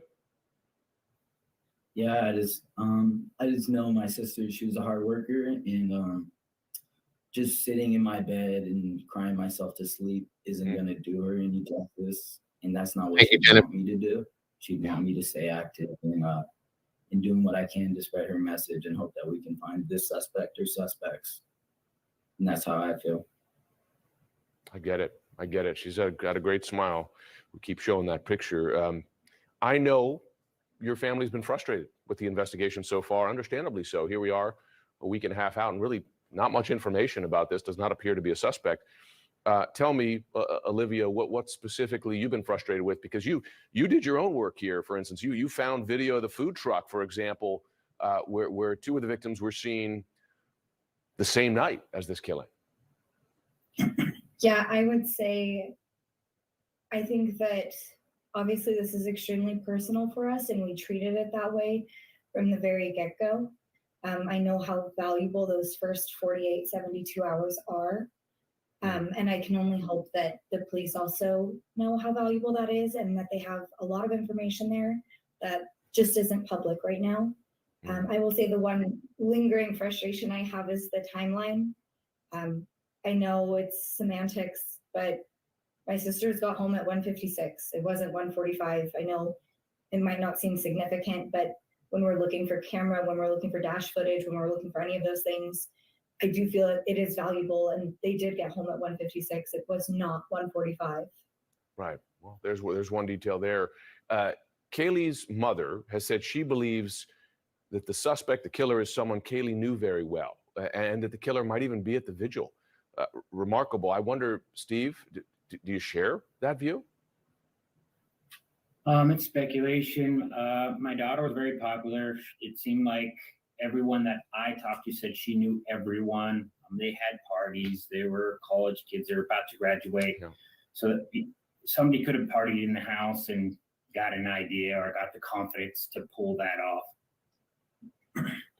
Steve, this question. So that was something that they all obviously at that point were thinking was a possibility, is that whoever this person was somebody that was in that house at some point and maybe in that circle. You know what I mean? Which I think is something a lot of us in the beginning.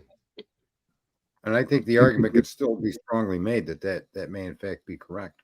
Yeah, I can agree. I definitely can agree on that. I mean, again, they themselves, the Goncalves themselves stated, Christy, I believe it was, stated that these things happen, and you've stated it before too, Sarge, that, you know, a lot of times this happens by people within your circle, you know, close people you're close with. So there it is. You know what I'm saying?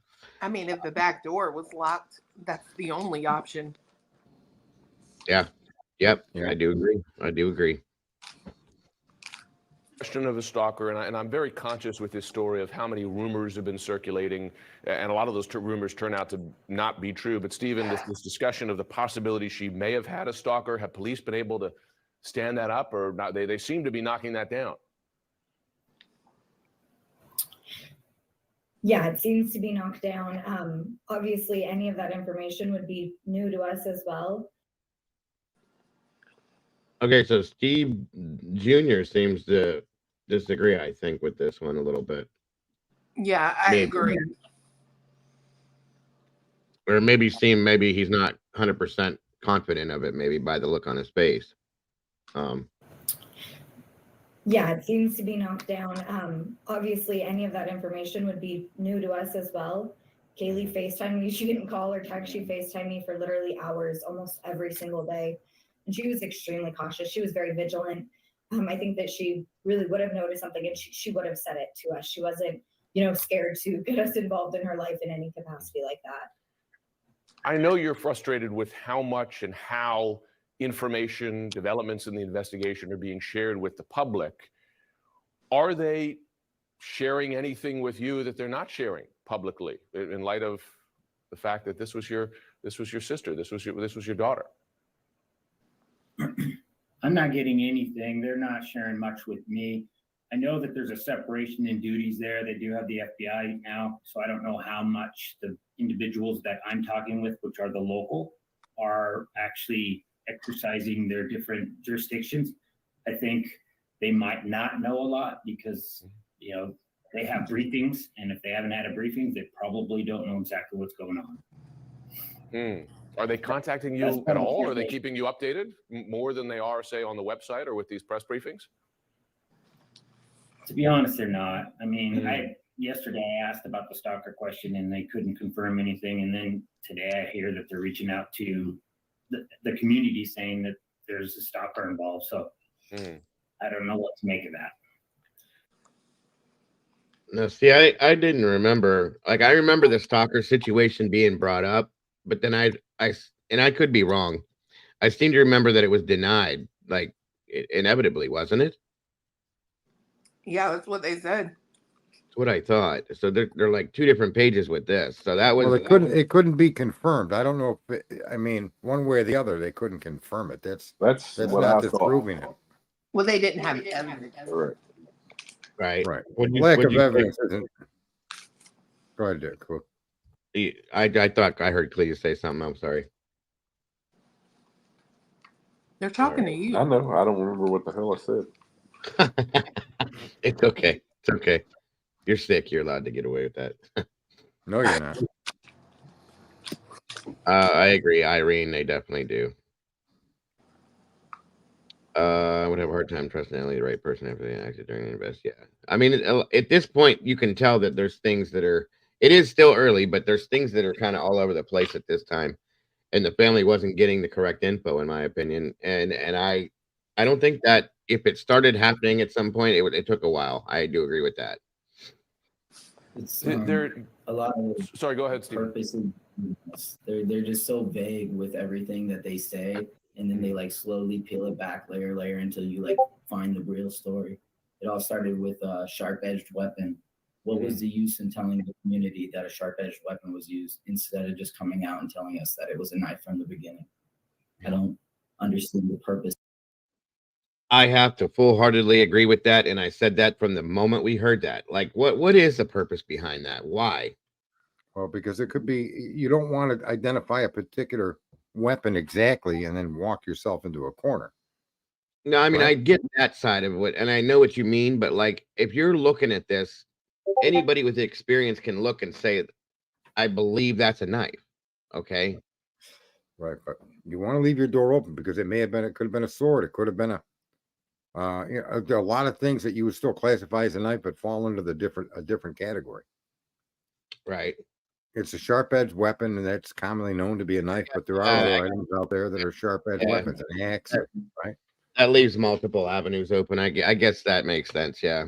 And that was early too. You're talking very early. This is what, November 23rd, this interview? 10 days, 11 days after the fact. Yeah. So that makes sense. I don't think anybody made a mistake or did anything intentional to deceive by making that statement. No, I get that. Now, if you think about it, it does leave the avenues open and many different things, just in case it is not just a knife. It could be this and that. And then nobody's going to call them out and say, you said it was this and then it wasn't. So, there's enough scrutiny as there is. So, yeah, I get it.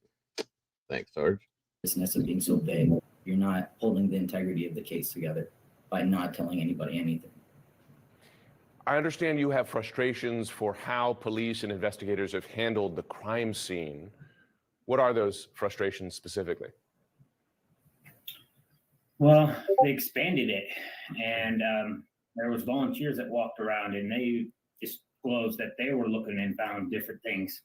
So, they did share with me that may have more to do with keeping cameras out than it actually does with evidence gathering. So I hope that that is indeed the case, because it would be pretty disheartening a week later to know that they didn't have the right claims. One of the mother of one of the surviving roommates, so reminding our viewers, there were 2 roommates who were upstairs and survived this, told a reporter that those roommates heard something that night. Have you been told? Have you heard from sharing with other relatives? Okay. So the mother of one of the surviving roommates told them that the roommates, heard something. They heard something, meaning plural, not just one of them. He also said they were on the 2nd floor, which I think is a misstatement. Well, that changed. That changed at some point. Did it or did it not? Well, yeah. I mean, Yeah. we thought they were on the 1st, and then turns out they were on the 2nd. Are you talking about the roommates? Yeah, the surviving roommates, right. Yeah, one of them was on the 2nd floor. I think this may just be the way that he sort of coded what he's saying to not I agree. implicate anybody in particular. Right. All right, let's play that one more time. Somebody asked. Heard something that night. Have you been told? Know that they didn't have the right claims. One of the mother of one of the surviving roommates, so reminding our viewers, there were 2 roommates who were upstairs and survived this, told a reporter that those roommates heard something that night. So yeah, I see what you're saying about the 2nd floor, but those roommates heard something. So I mean, maybe, I don't know. That's something Let's I see what didn't the catch. answer to that. Yeah. Have you been told? Have you heard from sharing with other relatives of the other victims what that was exactly? No, I would say for us that we did hear those rumors, but right now we can only leave it at that. None of that has ever been confirmed to us. We have not spoke with the roommates. Yeah.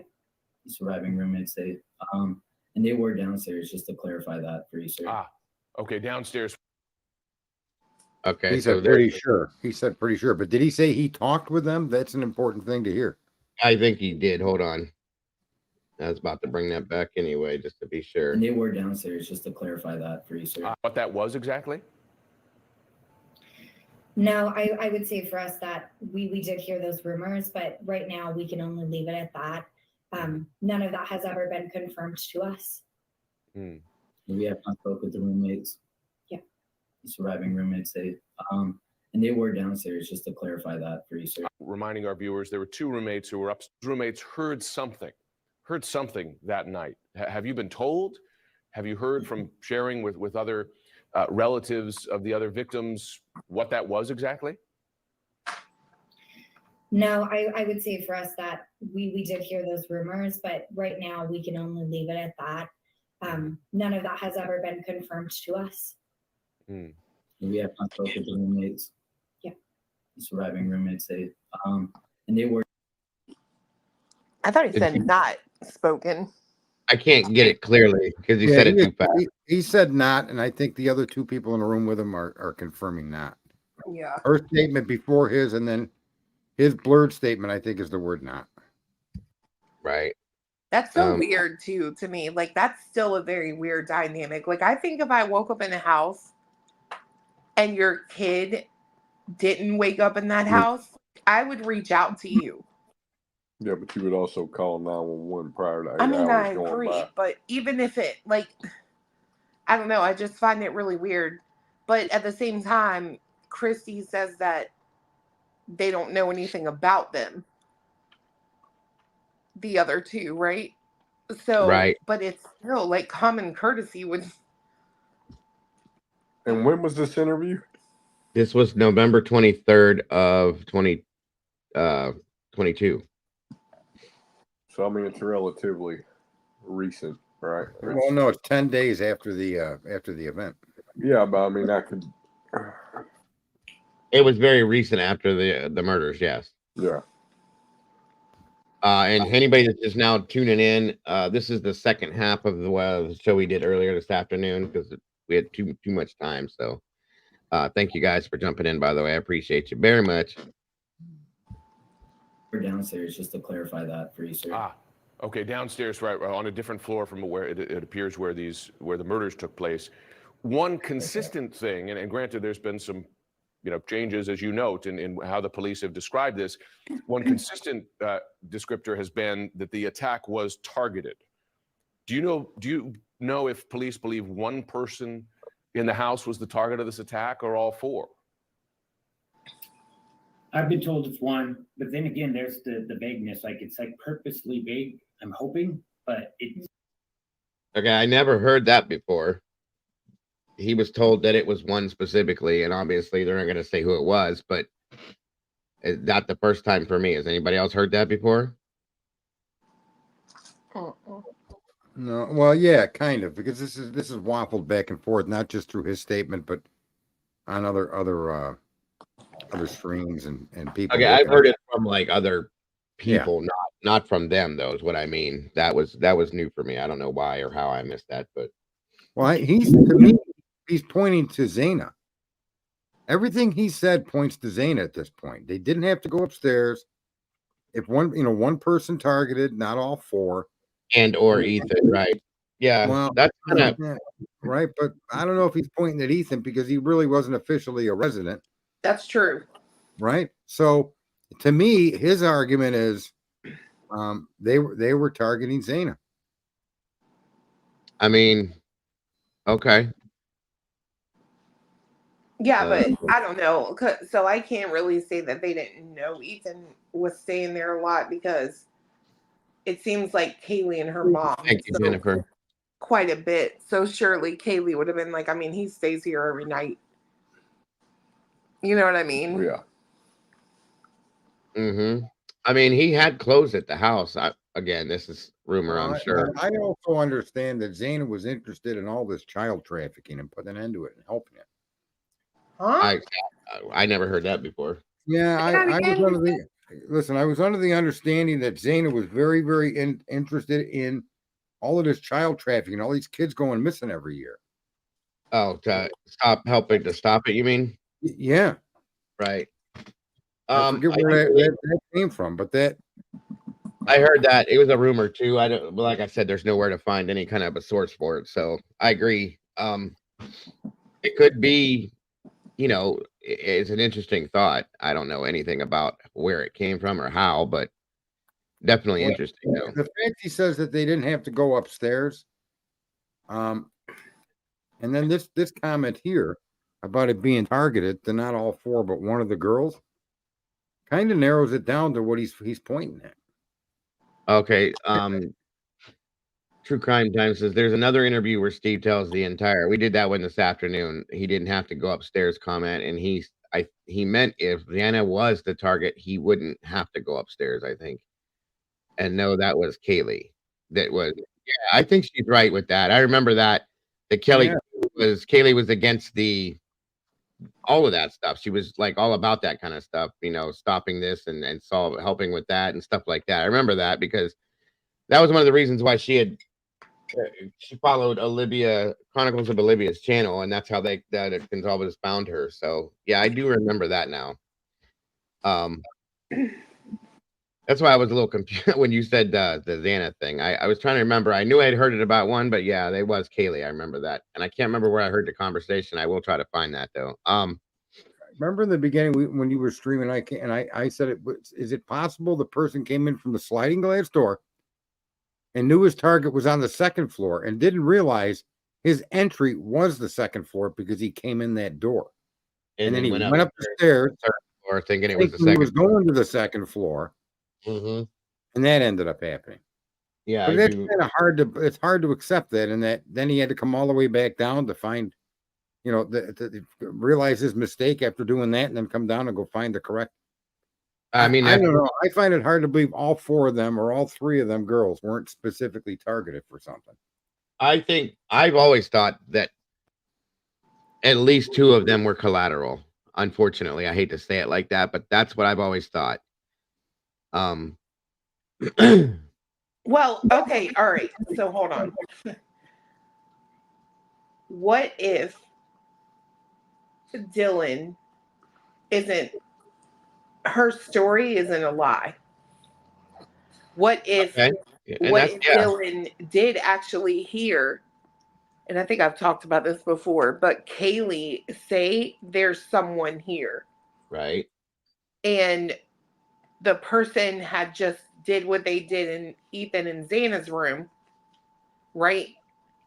They then possibly hear Kaylee on the stairway or in the hallway or something, and then go up there because maybe she saw him.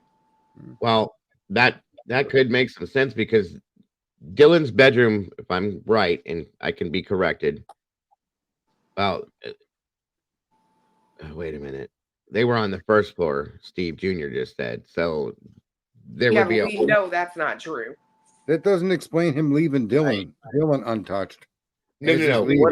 What I'm saying though, to go along with this, is that there wasn't it Maddie's bedroom that was directly above Dylan's bedroom in that house? Correct. Okay, so you could very easily hear somebody through the floor say something. I'm guessing that would make some sense. And then, okay, go on with what you're saying. So if she hears that, I think someone's here. And then what was the rest of what you said? Like he's down on the second floor, whatever. I hate to say it like this, but trust me, before somebody in the chat gets all, weirded out, and I understand. Well, go ahead. they take care of that, right? And they're walking out, and then they've come down to see, you know what I mean? Like who is there or whatever. Okay. Yeah, that makes sense. And he has to go up there and handle that. You know what I mean? How does that fit? If Dylan's statement is accurate, how does that fit in her statement of what I'm just talking about the part where she said she thought she heard Kaylee say there's someone here. Yeah. And I've always thought that if that was true, Dylan was awoke by certain noises at 4 a.m.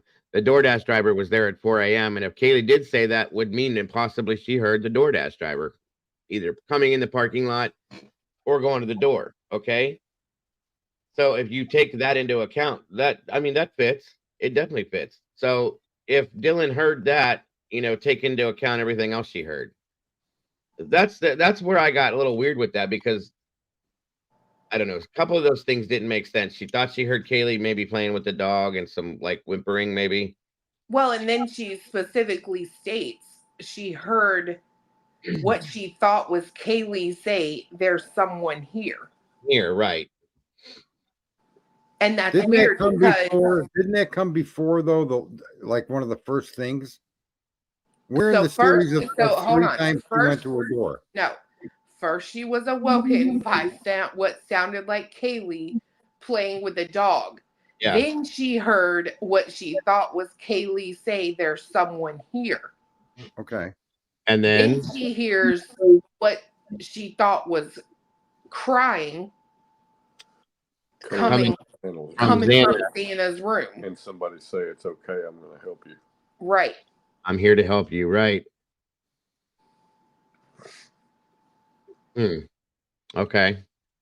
See, I can't mix it that way. So they came in, went upstairs first, then came down second, and then left. Okay, yeah. So listen, the only reason I say this, right? It's just common sense. You got to look at it from a common sense point of view. Kaylee's bedroom had two windows, one that looked out at the front and the double door on the back. Okay, if someone pulls in the driveway, that dog may start jumping around and whatever, making noise if it was in Kaylee's bedroom at that time. Right. So Kaylee, we all know our damn pets. If your dog starts barking, it's because someone is around your property. So she could have just been saying, there's someone here. I'm not making any sense. It's okay. It does make sense to me. I know what you're saying. And did that person then go upstairs? No, right? They would be on the second floor. At the front bedroom. Right. Yeah, I don't know. I have a hard time with Dylan's exit strategy, how that person could have been seen walking towards and heading towards the sliding glass door. That indicates that he came from the common room, which would be Zaina's direction. I'm with you, but you never know. I mean, whoever did it may have gone to the second floor, gone to the third floor, realized they don't got their sheath, went back down to the second floor, and then just decided maybe I left it in the car. I don't know. You know what I mean? Right. No, that makes sense. I get what you're saying. Mm-hmm. Yeah, I don't know. Possibly. It doesn't seem like the guy left in any kind of concern. No, I'm with you on that. Statement. And the moving around the house to look for the sheath is almost asinine on its face that knife was carried within a sheath by someone that had to use both hands to expose the weapon. I've always had a hard time with that. That just is the most nonsense. Carrying your phone around with a battery in your pocket. I have a hard time, especially now, knowing the position that Kaylee was in, thinking that there was no hollering. Like, I'm sorry, but no, bruh. Like, no. That girl fought her way into a corner. That's one thing that I've been questioning since I heard Christy describe Kaylee's positioning about the sheath being in the position they said they found it in. Okay. It's just something I'm questioning a little bit more now, because if she's pushing her way back up into a corner, that sheath was up underneath Maddie's leg, per se, under that comforter. I think that would have, I don't know, in my mind, maybe I'm overthinking it. It would have caused more of a mess on that bed. Yeah, that's something that just came to my mind right now. So yeah, okay. That could have actually explained that. You know what I mean? That's interesting. But I've struggled with the same thing with who carries a sheath in hand when you need two hands. Who enters a home to do harm with their weapon unavailable? It's in the sheath. It's not a weapon. It might as well be a fucking spatula for your hamburger. I know that. Yeah, I understand. I mean, so who enters a property with the thing sheath and they're carrying both the sheath and knife together as a unit? Yeah, I get it. Like I said, it's like having bullets in your pocket, and then you go into the house and then load the gun. It just doesn't make sense, man. It's like leaving the condom in the wallet. Right. Yep. I got a package of those camo condoms recently as a gift. And it says right on the package, never let them see you coming. All right, moving on.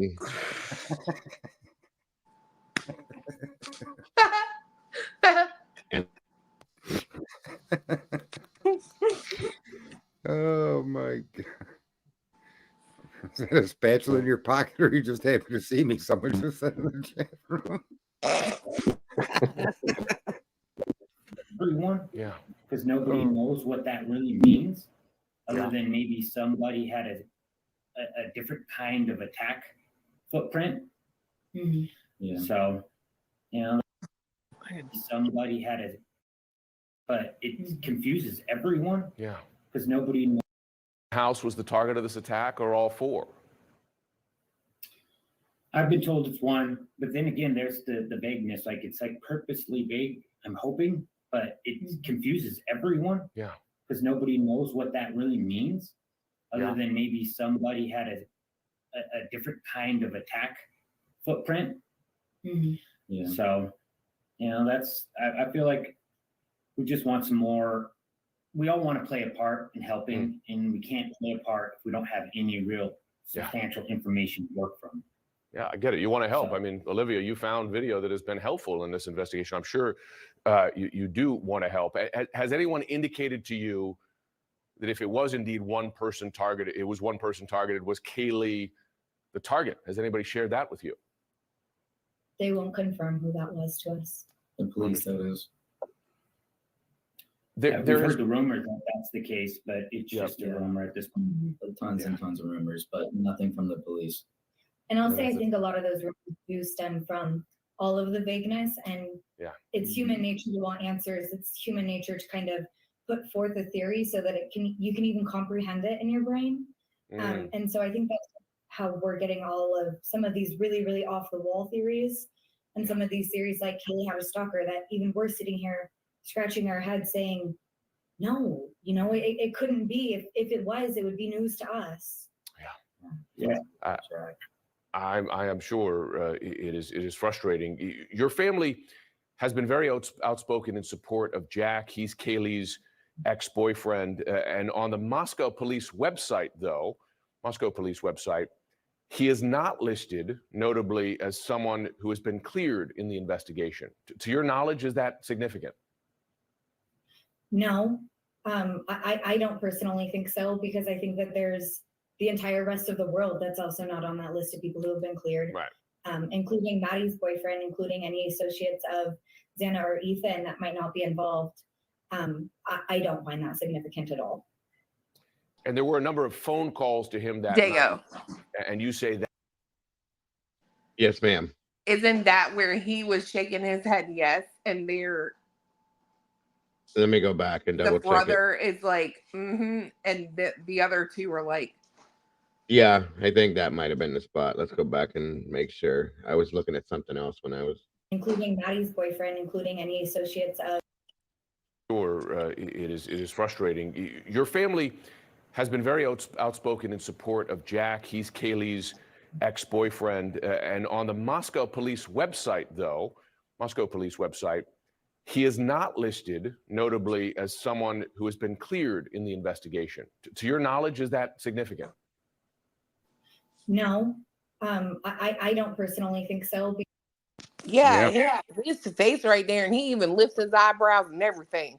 Yeah, his eyes went up, and I agree. That was interesting.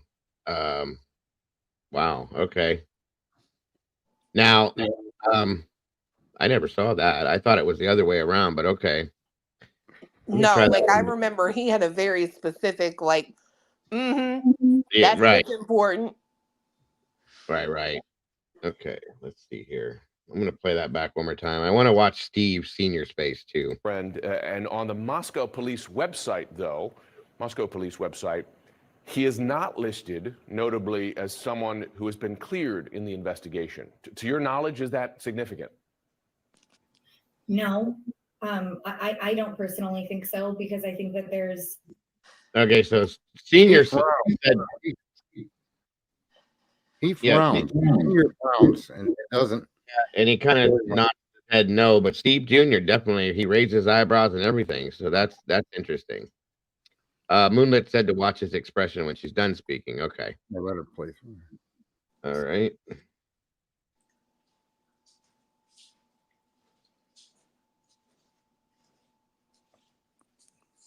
Come on. The entire rest of the world that's also not on that list of people who have been cleared, including Maddie's boyfriend, including any associates of Xana or Ethan that might not be involved. I don't find that significant at all. And there were a number of phone.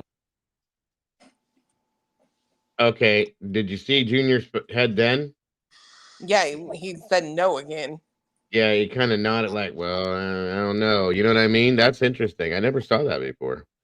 And then Senior looks a little different too. So, okay, I got it. Phone calls to him that night, and you say that would have been typical behavior for Kaylee, that she often would call friends, folks, you know, for a whole bunch of things. At any time, yeah. Multiple times until I would pick up at 3 a.m. and be like, Kaylee, what? You know? Yeah. And some of the last footage of her at that food court, she's on her phone 24/7 filming the whole thing. So she lived on that phone. So yeah. It sounds like you're saying that the delays here in sharing information, the delays in, well, frankly, making more progress on the investigation, mean the police have lost their best opportunity, right? I think, Olivia, you were saying that those early hours and days are key. That's when you can make real progress. Do you believe that they've missed their best chance here, or may have? Not only is that's just not a matter of opinion, that's a matter of fact. If you look statistically at homicide cases, those first 10 days are so incredibly important in finding a suspect. They determine almost 9 out of 10 times, I believe it was, if you'll find a suspect. So yeah, that's not very encouraging to hear that they want to cast this wide net of suspects now, and people we know have no involvement.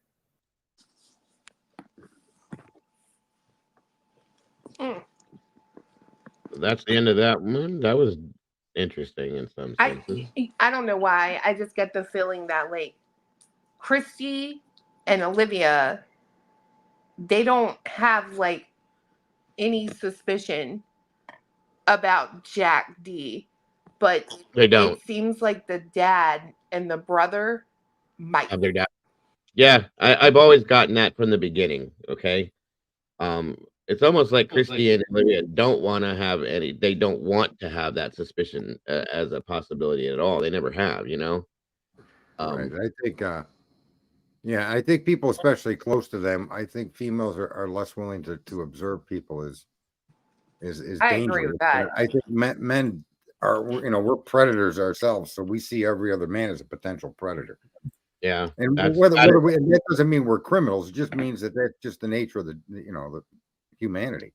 You know, they both probably think about and remember him as being this sweet guy that took care of Kaylee and was good to her and this and that, and can't put that into perspective as being a possibility in that sense. You know what I'm saying? Because they are not softer. I don't want to say it that way. More emotionally understanding in that sense. So No, women are softer. They should be. well, somebody has to be. want to sound Right. like that way, I but don't I mean think that's a negative connotation. I don't mean, want people thinking I'm as hard as my man. I mean, like, yeah, okay. You know what I mean? I mean, I think women are more understanding to, first of all, they're smarter, so they look into things a little deeper than men do. You know, we're just like, we take what's on the surface and run with it. As stupid as that is, women will look into things a little bit deeper and think a little bit deeper than we do, is what I'm trying to say. That's my opinion, but I don't know. People may agree, may disagree. I don't know. All right, this is another one. This is from, I think, did we watch this one already? No. Well, before you click off, listen. The kindest peacemaker amongst the four of us is Dago, not Clue. Okay, that's true. These assumptions aren't written in stone. No, that's what I mean. Women aren't just one way and men are another. There's obviously a mixing of the two. Right. It happens. Sarge, are you like backhandedly calling Dago soft? I don't care. I was cracking you in the back of the head. You feel that handprint yet?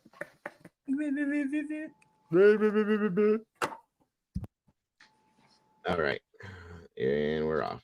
Now imagine a year not being able to process, and it's a year now, and Zana Kernoodle, early morning hours, arrested. And from the right angle, but just as much what they're going through. And doing, how are you doing? And not only deal with the grief of losing their daughter and disturbing for them. The worst part, obviously, is being in the same room with him and know what he has done. It makes me sick that he sits there in his suit and he sits there and taps his hands and you're just sitting there and he sits there and rocks back and forth in the chair, and I'm thinking, why is he sitting in a big old judge chair and all dressed up in a fresh haircut? And I've looked it up, never seen another murderer or whatever he is convicted up to this point of a case, not in handcuffs, not in shackles, one or the other or both, and in orange. That really bothers hard for them. Chris. That really bothers them. That the judge allowed Kohberger to wear that suit and to not be shackled. They don't want to see him like that. They say, okay, for the trial, fine. But they don't like seeing him. They say he almost looks like a business executive sitting there in the courtroom. Yeah. And what did you take away this time? Because look, you've been following them, you're in contact, you've spoken to them formally before. What stood out to you in this interview? They're fighters. They're the kind of parents that aren't going to sit back and grieve quietly. They trust the prosecutor, but they also feel like no one is going to fight for their daughter like they can. And they fought to keep that house not torn down. You remember that, Chris? They wanted to tear the house down. And they fought and they fought and they fought. and the FBI ended up going back in the house after they decided to keep the house up, which was a real victory for them. This is what they had to say about that. I knew in my heart what was best for those girls and Ethan. I knew what was best was to keep that around until they did more. And there'll be a point when I'll be like, you know what, let it go. That is going to be sad to me. And people think, how can that tear it down? And it's just like, look, my daughter lived a happy life there. Yes, she was murdered there, ultimately murdered. But that was this much time, we have pictures of them in the house. When that house goes, it's going to be hard. Yeah, I thought that The was FBI interesting, went Chris. back in the house. A lot of people want to see the house torn down. What'd you say? Clue? Oh, okay. I thought somebody else said something. No, Sorry. we didn't. I think it's Cuomo and Enton talking over each other. Okay. I mean, interrupt you. No. The FBI went back, you're reporting, right? Recently. Yeah, they went back. I was out there last week. We had the video. They were going in and out of the house. They did a whole new 3D map of the house, which again is like a victory for the family because they fought to keep the house standing. Hey, thank you for watching.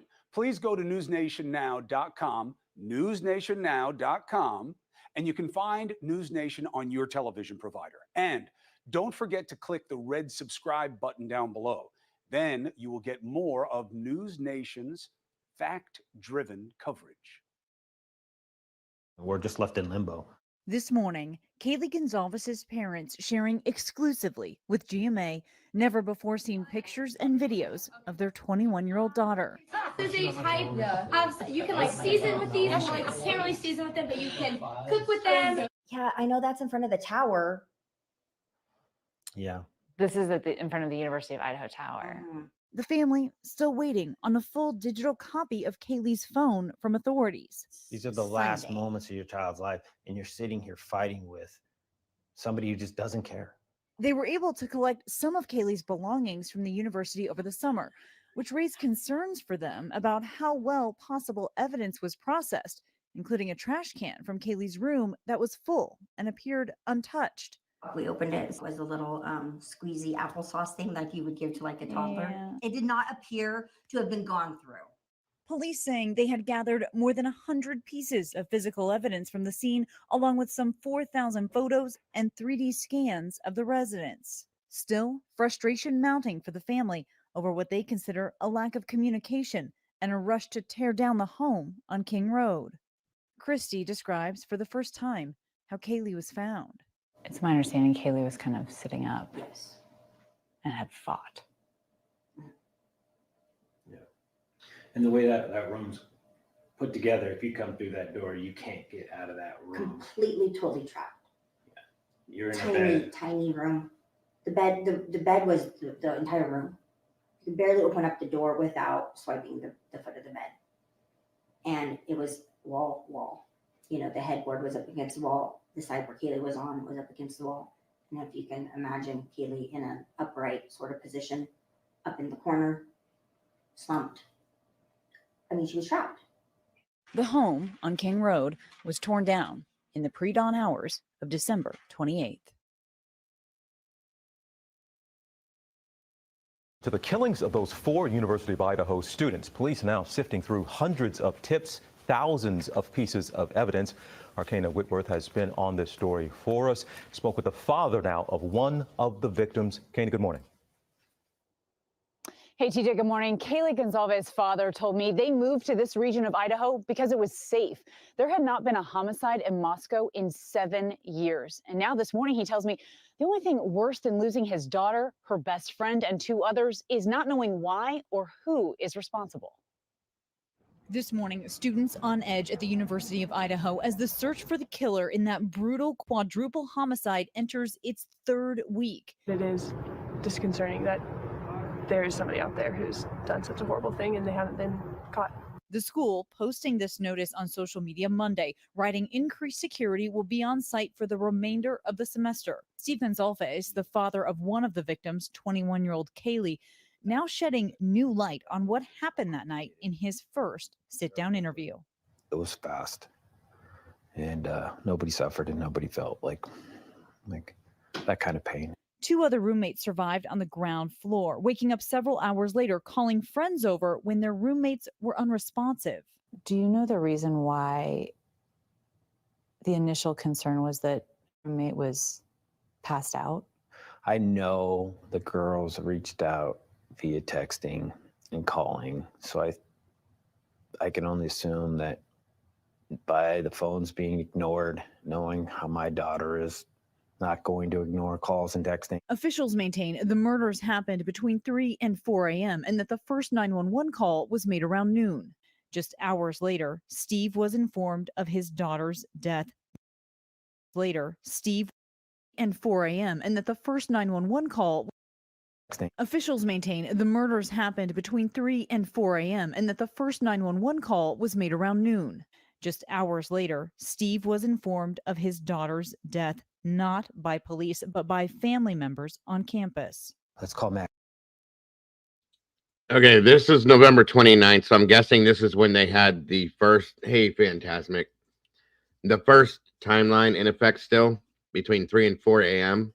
Is that to say, I thought they changed it before that. No. Okay.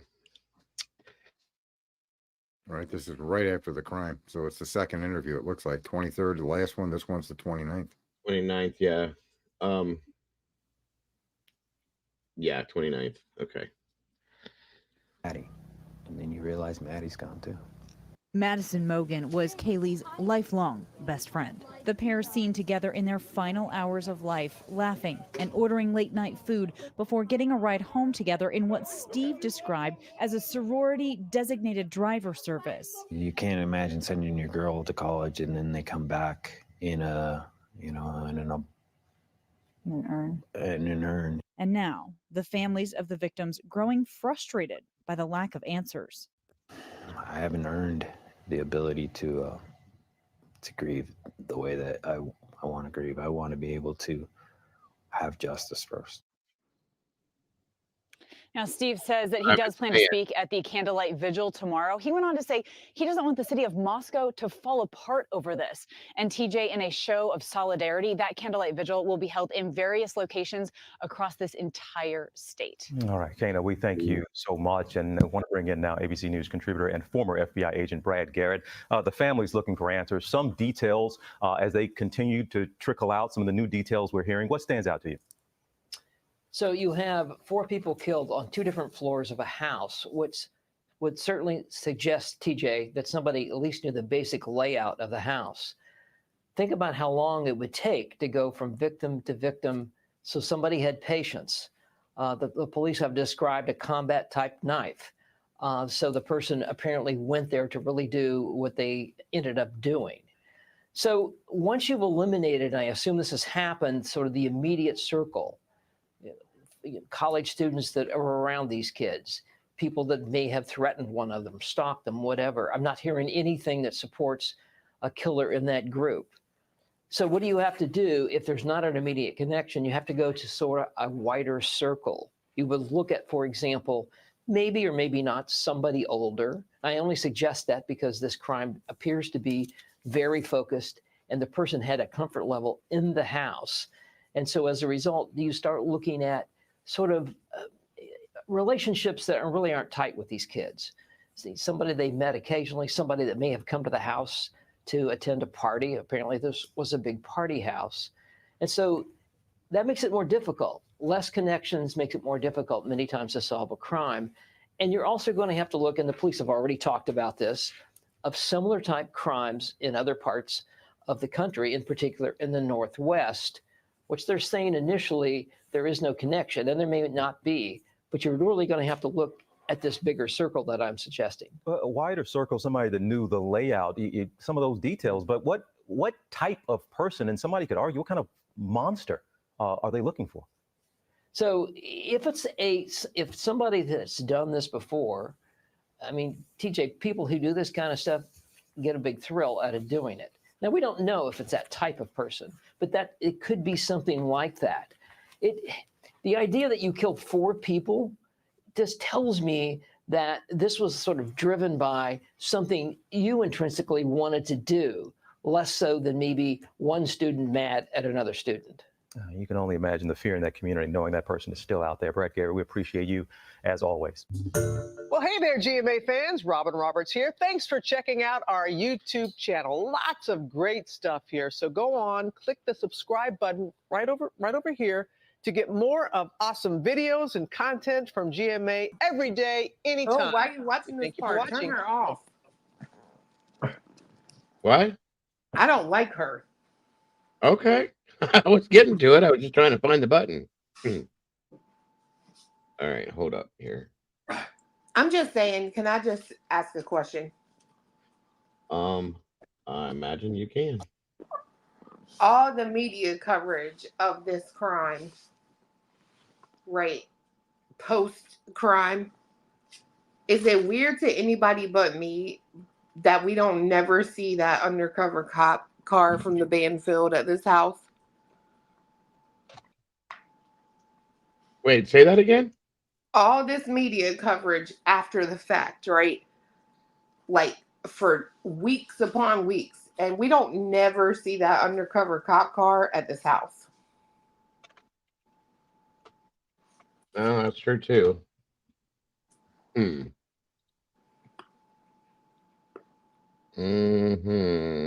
That's interesting. That is interesting. I would be curious to know how many intoxication or whatever they call that call that those guys are responded to. How many more of those that there have wasn't a been? respawn. They were just sitting there. Oh, Yeah, they were patrolling the campus looking for that kind of thing, according to what I understood. Right. I don't even know why it would need to be anywhere where this crime scene is there. But you know what? Something about that still don't make no damn sense to me. I don't care what nobody says. If this house is off campus, why are y'all sitting in the parking lot of an off-campus apartment complex? Yeah. Because they made it really clear that this happened off campus, off campus, off campus. Why y'all sitting there waiting to write tickets to students in an off-campus parking lot? Well, weren't they regular policemen and not college cops? Right? They were I'm sorry. They were Moscow police under like Campus So division. Special police, yeah, basically. Right. They were part of the campus division.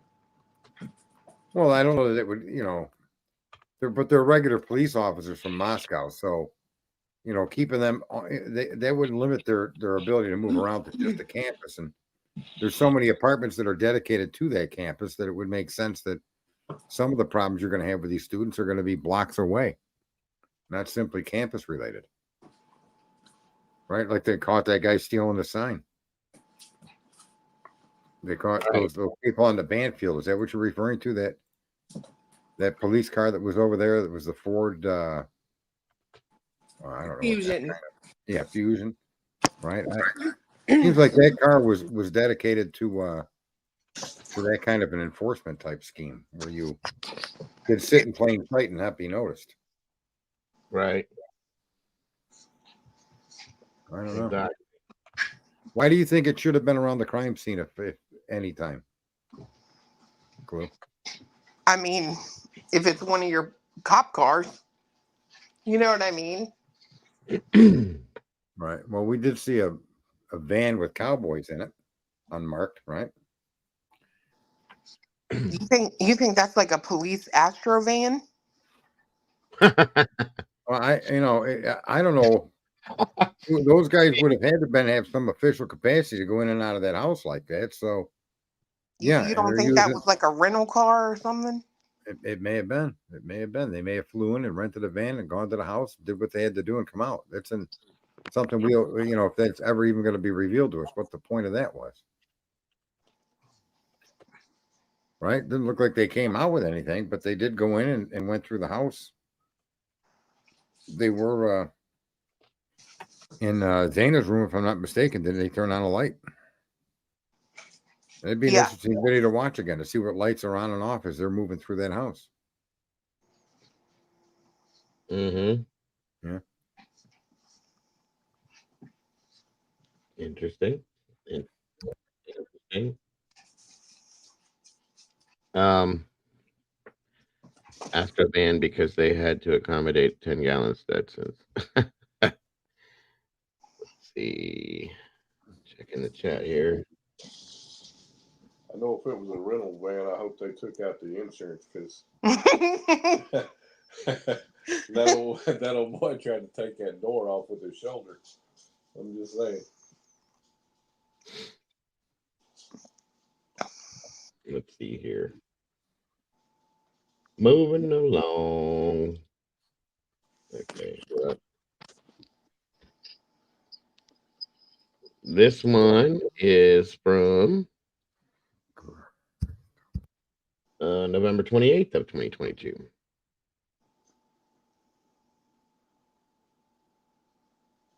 For the family, how you all holding up? Yeah, I think that we're all doing the absolute best that we can. It's hard as we creep into, week 3 now. But Kaylee would be really proud. We cooked Thanksgiving dinner. She was really excited for Thanksgiving this year. So we did it for her and for Maddie. Well, look, I'm glad you guys are leaning on each other. As we spoke the first time, you're going to have to do that because that's how you keep your sister alive in your own hearts. And of course, the cause of justice here. How are you feeling about what the police are telling you about progress, especially in light of the fact that they have kids back on campus? Yeah, I would say one piece of, progress that I was really happy to see is that they did officially update the timeline to reflect Kaylee and Maddie getting home at 1:56 a.m. I've been pushing that from the very beginning, and it was, a step in the right direction to see that was taken seriously and that was verified on their end as well. Why? So, because I think for us, it's important that the families are being listened to. We have these kids' names, but I think it's important that law enforcement understands who they were as well. Because a name can only get you so much. It doesn't explain what they would have done, how they might have responded, conversations that they had had with their loved ones. I think that that's just as valuable in this case as any other piece of evidence. One of the points of speculation is that Kaylee had an ex-boyfriend. Phone logs show she made 7 calls to the ex that night. The police say it's a non-issue. What's your take? Yeah, I completely agree. I could not be any happier to see that they have cleared him. From the beginning, I knew that it wasn't him, and I'm happy that they're focusing their attention somewhere else now. The nagging question is, in most homicides, when death is caused by somebody else, it's almost always somebody the person knew or had some kind of connection to. How does that haunt you, and what does that mean here? Right. It's really difficult, especially because law enforcement is kind of throwing around this term targeted. But we don't know what that means. And it almost makes it feel alienating because we don't have any more information on that. I don't know who that target was. I don't know if it was all of them, if it was one of them. And I don't know. I don't know. The 2 other roommates have been cleared. Are you okay with that? I think that I hope that they are doing well. And I can only trust law enforcement has done their due diligence in all of. She didn't answer that question. No, she did not answer that question. She said she completely went around it. Hold on a Trust law minute enforcement here. has done their due diligence. And I hope that they are doing well. The 2 other roommates have been cleared. Are you okay with that? I think that I hope that they are doing well. And And I can only trust law enforcement has done their due diligence, and all of the people that they've cleared thus far. Hey. Okay. Now that there, okay, and the other interview when they said that they believed certain people were cleared too soon. I think she completely has doubts with that right there. That tells me with both of those. That's the first time I ever saw that. That was interesting. Her and I think her and Christy literally had issues with that personally. That's me. Okay, I'm not. That's just my opinion, and I understand. I do. I don't care for. Oh, don't worry. I don't care. Women know what women are capable of doing, and men look at women in a way that never really enters our mind, right? Well, yeah, I didn't. I wouldn't think that a woman could go in and do something like that initially, especially a young girl like that. I don't know. Clue, maybe you could get that idea from, but most people know. I'm not saying that it's not possible. I don't know. I can't envision it, is what I'm saying. But crazy. We have people like Eileen Warnos that has done things like that. And there's quite a few others. Right, the area I'm from, there's a woman that killed her husband and took off to Brazil for 10 years. Too many obvious things that point to a female as possibly being involved when it comes to the weapon used and that personal effect with a knife. It is men rarely would go take down four individuals with a knife. That's very rare to be a single person, unless I don't know, unless you were able to subdue them with something, or it is just personal. It's definitely, that's something I've always agreed with. That's a personal attribute right there, and women are very personal. I agree. So I do agree. And like I said, though, in the beginning of this, I would have never thought these are young girls. That's why I look at these like I look at my kids. You know what I'm saying? And it's like, nah, that thing. But then again, you don't know what goes on in people's heads. What do you think, Chloe?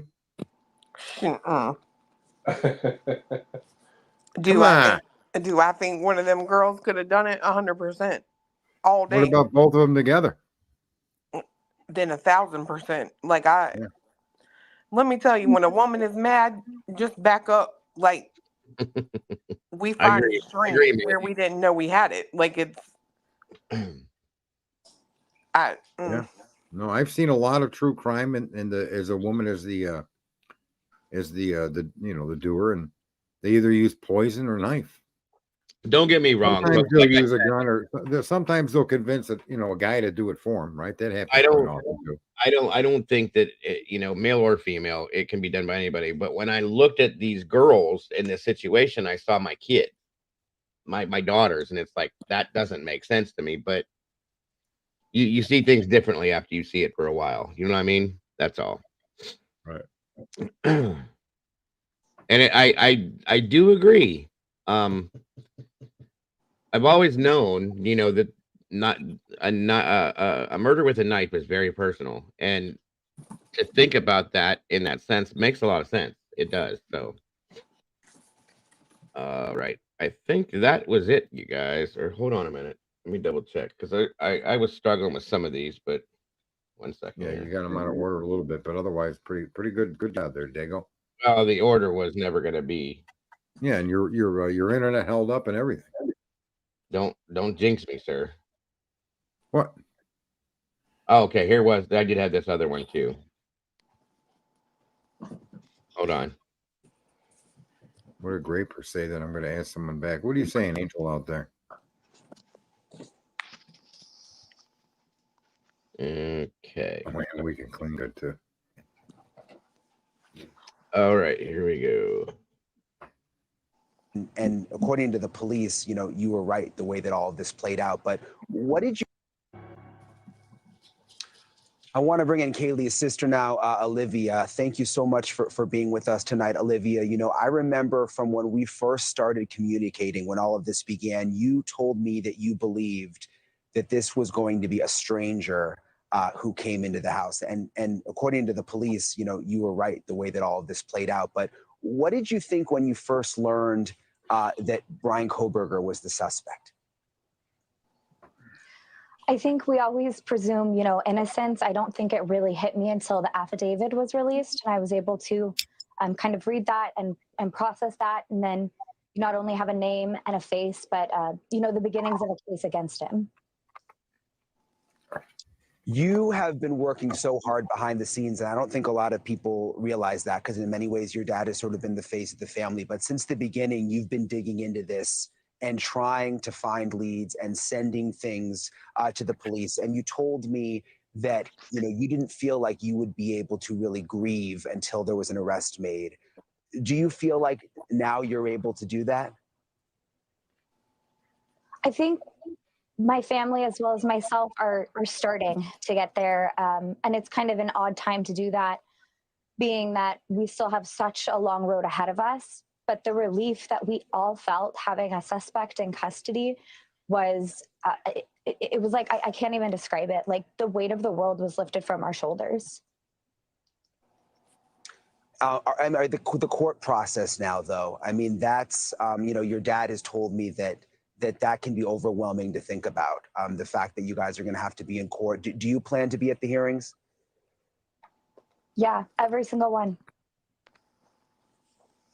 One thing back to the affidavit that I think a lot of people were surprised by was the fact that one of the roommates was awake when the killer walked by, and that the 911 call wasn't made until hours and hours later. Do you know any more about why that might be? I don't have any other information for that. I do know Dylan is really young, and she was probably really, really scared. And until we have any more information, everyone should stop passing judgments, because you don't know what you would do in that situation. Yeah, absolutely. And there's people online, obviously, it's totally inappropriate at this point. And you're right, no one knows how they would handle a situation like that. January What's really happening. And we only know what's in the probable cause so far. Is there anything you've learned that connects Kohberger to any of the victims here? Last I talked to your dad, he said the family was looking for connections, but there wasn't anything really apparent at this point. Yeah, I think we're still going to keep looking. I've had a lot of people reach out with, Instagram posts, or even a Spotify, or lots of connections that they've been able to find. And those are super valuable. All of those go over to, the Moscow Police Department, as well as the Idaho State Police and the FBI, because nothing is insignificant at this point, and everything is being looked through. There's this feeling that many have shared that perhaps Kohberger was watching the interviews, was in the Facebook groups, was on Twitter. Do you get a sense that that might be the case, that he was almost watching all of this as it played out? I do. A lot of that comes from the fact that he had visited the home so many times before, late at night, early hours. He's presented this pattern of behavior. He went back to the home the morning of, before police had been called, I think to see if his circus, so to say, had started to unfold. And I think that he would not have been able to refrain from engaging with the online communities, the theories, the conspiracies, and everything in between. How did you first find out, Olivia, that there was an arrest? My mom actually told me. I had been staying at her house. Me and my husband were upstairs, and she came up the stairs. It was probably around 11 o'clock at night, the day before the arrest had been made. At the time, we didn't know what state, and we didn't even have a name. We just knew that a suspect was in custody. Thank you for watching. Go to newsnationnow.com to find News Nation on your television.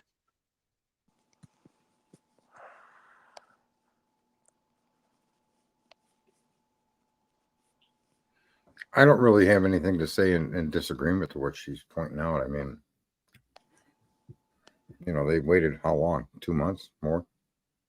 A month and a half, almost 2 months before they came up with a suspect. And what we may have as far as information now just wasn't available then. And I think her point of view is, remarkably well stated. Right. I agree. So does anybody have anything to put in? I think there might be one or two that I didn't get. I think some of them were taken down. honestly, because there's a couple I couldn't find that I did remember. I had written down in one of my notebooks, and I couldn't find them today. That's So, all right. Does anybody have any questions, comments, theories, expressions, anything to add to this? Anybody up here? Anybody in the chat? Anybody at all? Or to anything that we've looked at all today? Hello? Me? What? No, I'm talking to Gitta. Is he in here? Probably. I'm gonna crack you in the head. Let's see. Wait, what happened to the interview where she said they gave her his name and they had 5 minutes to search him on social media? That's the one I Oh, couldn't yeah. find. I couldn't find that one. It's driving me nuts. Hey Lori, good to see you. I don't know why it would be taken down, but I couldn't find that. I started looking for that one this morning when I was talking to Clue. Because that was one of the ones that I thought was important, and I can't find it. I don't know why. I don't know what I did something wrong with it, but there's two that I couldn't find. That's one of them. So I'm sorry. That's all right. It's all right. I think, over the course of the day, you've played a significant quantity of their videos. If you're missing one or two, you're the only one that actually put. Yeah, if you're the only one that's put them all together in the way that you have. So if you find two more, it's worth the next stream to finish up with it or whatever. In other words, don't be sorry. Do better. Yeah, dude. No, I'm not saying don't be sorry. Do better. Jesus. Oh my God. I'm just saying I'm going to look tomorrow for all the ones that I have because. Yeah. I know there was more. And I was digging. Didn't work. That's because you got to get them. You got to take them off YouTube when you see them. I can. Go ahead. No, I forgot what I was going to say. Oh wait, I did find this one. I'm sorry. I knew I pulled two more earlier this afternoon. I forgot that I threw these in at the bottom. Sorry about that. This came after when they did the memorial to the year after. I'm sorry, and what they were doing for Kaylee's day. My apologies, folks. And I found these like in between the shows today.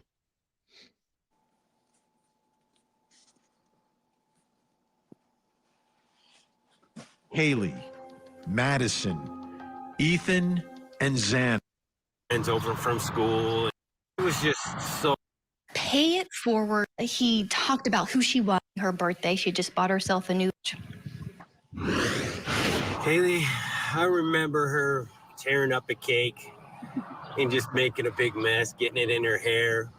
So she was just so excited about when everyone was focused around her, and she was the center of attention, and everybody was giving her gifts, and she always had her friends over from school. And I have a lot of memories of when she was young and she had that crazy hairdo.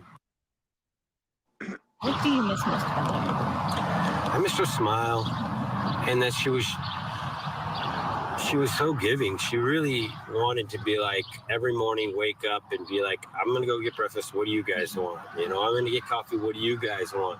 We're a big family, so it was nice to have somebody that was always thinking about going and doing something and then helping other people along the way. So I'll always miss that, and I'll miss that smile and the hug. Mm-hmm. Yeah. And he said the goal of today is really That is broad. as the Media people make me insane.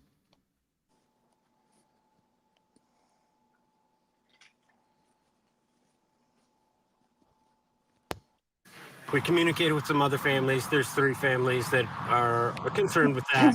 We're trying to make sure that that all the proper steps are done. There's audio that, from my understanding, and if there's audio, I don't understand how you could take a house down and not say that people are going to want to hear those sounds from the location of the recording from inside the house, dog barking, things like that. So we'll try to do everything.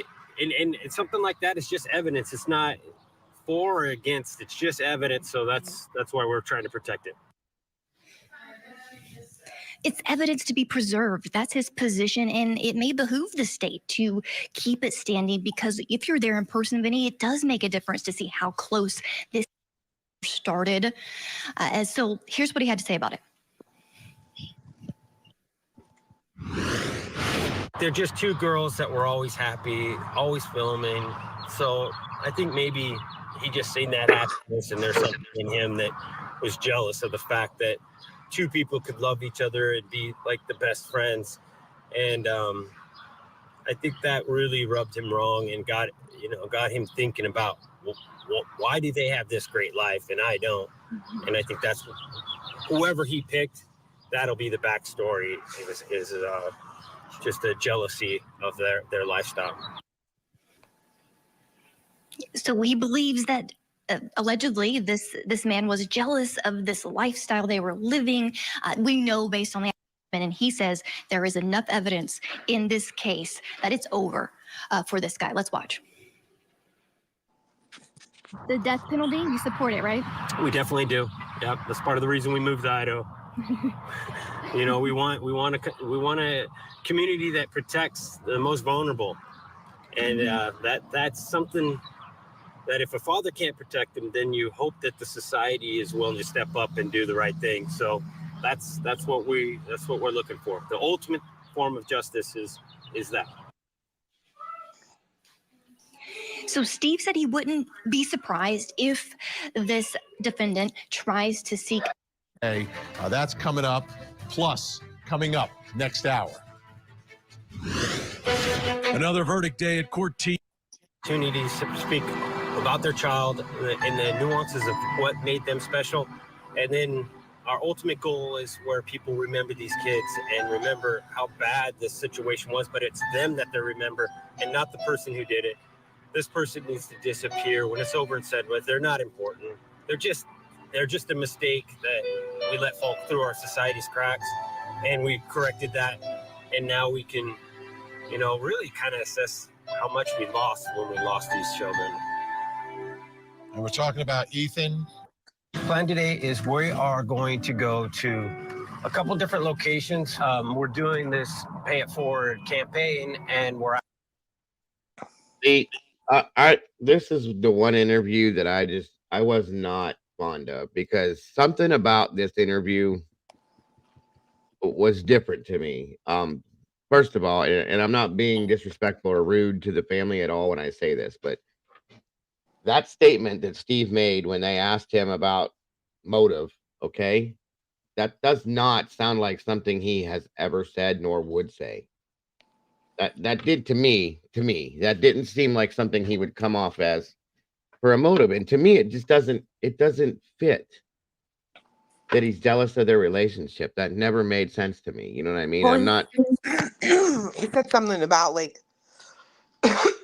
their lifestyle, which I find crazy. Like, right. They're college kids. And I mean, so was he? Go ahead. I'm just saying, so was he. He was also a college kid. Like, what? Right, that's what I mean. They're all the same, like kind of the same level. He's a little bit older than him. That's not exactly true, though. I mean, what he may be referring to is, I don't know how it applies to Koberger, but what he may be suggesting is that they had a good family life, a good upbringing. They had money to do things they wanted to do and go the places they wanted to go. And it sounds to me like he's making a class comparison between he doesn't know. Yeah, I can see that, but he doesn't know who Brian and who their family is. So I can't imagine him making that statement. And I see in the chat, a couple people said that there was a shift, and I agree. There seems to have been a complete different, like a shift with this. And I don't know if it was this video. What's the date of the video? This was when it became for Kaylee's birthday, June 9th of 2023, over the summer. Yeah. Okay. But that's not what he said. Whatever. There you go. Internet. Internet. There you go. Internet's going crazy. I know, Firefly, you said that's not what he said. You mean what I had repeated, where he said he didn't like their lifestyle. He was jealous of their lifestyle and their relationship between the two. That's what I thought I heard him say. And I just don't think that didn't fit to me, like for him to make that statement. One, and two, it just doesn't. I don't see that like as a motive for something like this. And it's somebody that I don't know. Maybe I'm misreading it. Not related to class. Oh, okay. I see what you're saying. Anyway. I kind of got it. I kind of got the class thing because he says their lifestyle. That's what I thought you were saying. Yeah, because they're meaning that maybe he was looking at them, and looking at Brian as being jealous of the lifestyle they're living is better than what his was, and that would maybe bring the class thing into it. I see what you were meaning. He probably had 100 motives go through his mind, a minute. So, and I'm going to say that too. Like the same question today, he probably would have a different answer, and you can't blame the guy. I mean, it's No, I agree. I mean, on the spot to ask that question on this day, especially, how do you come up with that answer? Especially if you don't know, you know what I mean? And yeah, he's sifting through the options is what he's really doing. He's grasping, which is what. Bingo. Thank you, Firefly. That's what I was going to say is he's trying to find something like now to give an answer to. And there is really, that's part of the problem with this is there's never been a motive established in this sense at this point. And that was in June. So there's been time to possibly establish a motive and hasn't come out that he's ever heard. So, that we've ever heard. So we don't know. Right. I don't know. That's just my thought. And I agree with you on that, Firefly. I really do. Is there more of him in this clip? I think so. That's what I was looking to see here. Yeah, this next part here is here we go. Actually driving her car. I'll never see this car as mine. She paid for it. She knew I like Range Rovers, but I was into the diesel Range Rover. But she felt like this was a super cute car, which probably is. That's why it's hard for me to drive it. But today we'll be driving her car, and we'll be doing these pay it forward. I remember for months, Chrissy's like, I don't know what to do. I don't know what to do. And you could tear it in that birthday from being a super stressful event to something that that at least you're doing something to help people. Unfortunately, when something like this happens, you don't know what to do. Somebody knocks on your door and it's real at that moment when the police officer does that. So then you go from, okay, they just told us that our babies, 2 of our babies are gone, and they give you a business card and tell you to, call tomorrow and maybe you'll get some more details. At that moment, you feel so lost that you're like, okay, I have a million questions, but there's nobody to call. We're at the Ramsey. Yep, Renee at Ramsey. These guys were amazing. These guys did everything to help us. So I'm glad I'm able for them. I think I'm going to go to this first window. Hello? Hi. Hey, how's it going? Nice to see you guys. We're doing a pay it forward, so your meal's going to be free. You guys helped us out with fundraising. We wanted to give back to you guys. Oh, well, thank you. Your establishment has been amazing. Well, thank you. Give me some. I'd give you a hug if I could. Thank you. I appreciate it so much. All right. You guys have a great day. Oh, see, they're already here. They even already had it. So I knew these were the right people. No, thank you. Like every day you wake up, you think like, well, I need to do something to help find this person. There's like a clue out there that needs to be found, and that's kind of how we were going at it. I remember feeling like this is exhausting.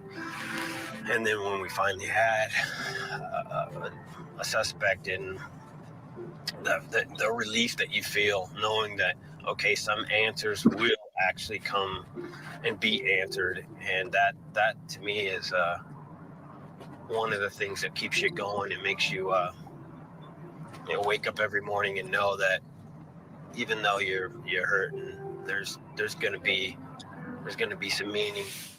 Families realize that when a case like this big goes, a lot of times they want to label it after the person who did the atrocity. And, you know, we are doing everything, all families, we've all agreed on this, to bring up stories and the memories and the narratives of our children.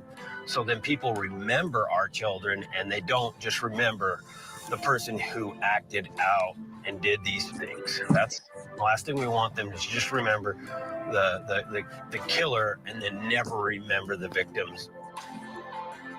My daughter used to work with you guys. Okay. Kaylee Goncalves. We're gonna go have a dinner. We're gonna hang out at the swimming pool. Family's coming over, do a little barbecue. Thank you. Have a great day. We felt like we picked a really safe state and a safe community. We left the city in California where we'd be awoken in different times of the night with sirens and shootings and things. So, and then when this happened, I was like, who in Idaho would do this? Who would be capable of doing that in our community? And I remember talking to one of the officers. We've always tried to put some emphasis on saying we appreciate all the hard work, everything that they've done, and we know that we would not have justice without those men and those women. You know, we were just in the court, a few weeks ago, and we got a little bit of time to talk to Thompson, and Thompson he said it could be 3 years before you guys have any answers, and I was just like, wow, that's hard to hear. So I want to just see the evidence, really. I just want them to come out and say, this is our case before, this is what they got to prepare for. I mean, they have it, so let's just bring it out. I don't understand how that can be the truth. How can that be something that's going to contaminate a jury? Yeah, we're gonna start to pay it forward for. Oh, you're awesome. People have already started. All right, well, thank you. I'm glad they didn't have to wait. You guys have a great day. Great job. Thank you, guys. See you guys.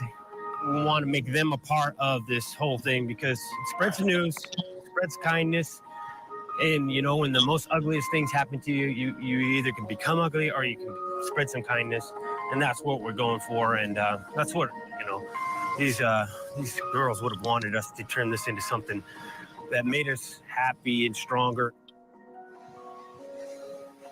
And Vinny, one of those coffee stands, Renee's on Ramsey, where I was live before the weather became precarious. We had to move inside now, but they Push back on the gag orders because it replaces the real media with, people that are trying to be the media, and some of them don't do a very good job of sourcing, and most of them don't. And even in the real media, they can make mistakes. So I feel like a gag order just breeds misinformation.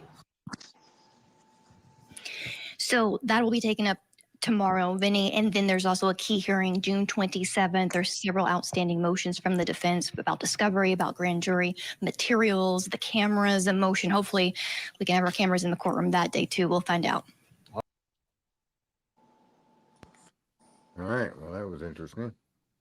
I agree with them about the misinformation and all the chaos and wackadoodle stuff that gets pulled out as a result of this gag order. I mean, there's numerous streams and people that have paid a lot of attention to that and coming up with, from the tunnels to the parachutist, and I'm not even going to get, but we all know it gets insane. I agree. He's right. Sourcing is very hard out here, of course. So, you try to stick to the absolute closest, best part of the truth that you can. And the documents, when they come out, it's still not enough, sadly. But that's it, folks. That's the last one I got for tonight. That's the last one I have right now. I just didn't have the time to find the other ones, and I had to dig a little bit different places, I guess. So, but I mean, I learned a lot of different things that I had either not seen. Some of it I think I forgot. And it's helped me to understand some other things possibly as well. So Anybody, SARS, Cletus, Clue, anybody have anything to add to this?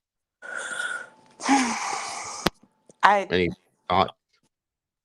Hold on, I gotta see. Okay, I thought maybe I was muted, but I do find it interesting that even in that last one, I know that you said there's a shift, but I find that he's a little more possibly relaxed, but Yeah. still really like, I want to see the evidence. Right. That's what he's always said, and I've always like wholeheartedly supported that. He wants everybody. I can't remember which interview it was, but I do remember him saying clearly, "I want everybody to see everything. I want it all out there. I want it in."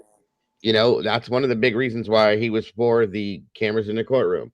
That's why he was for taking, eliminating the gag order, all that kind of stuff. He wants the truth out there.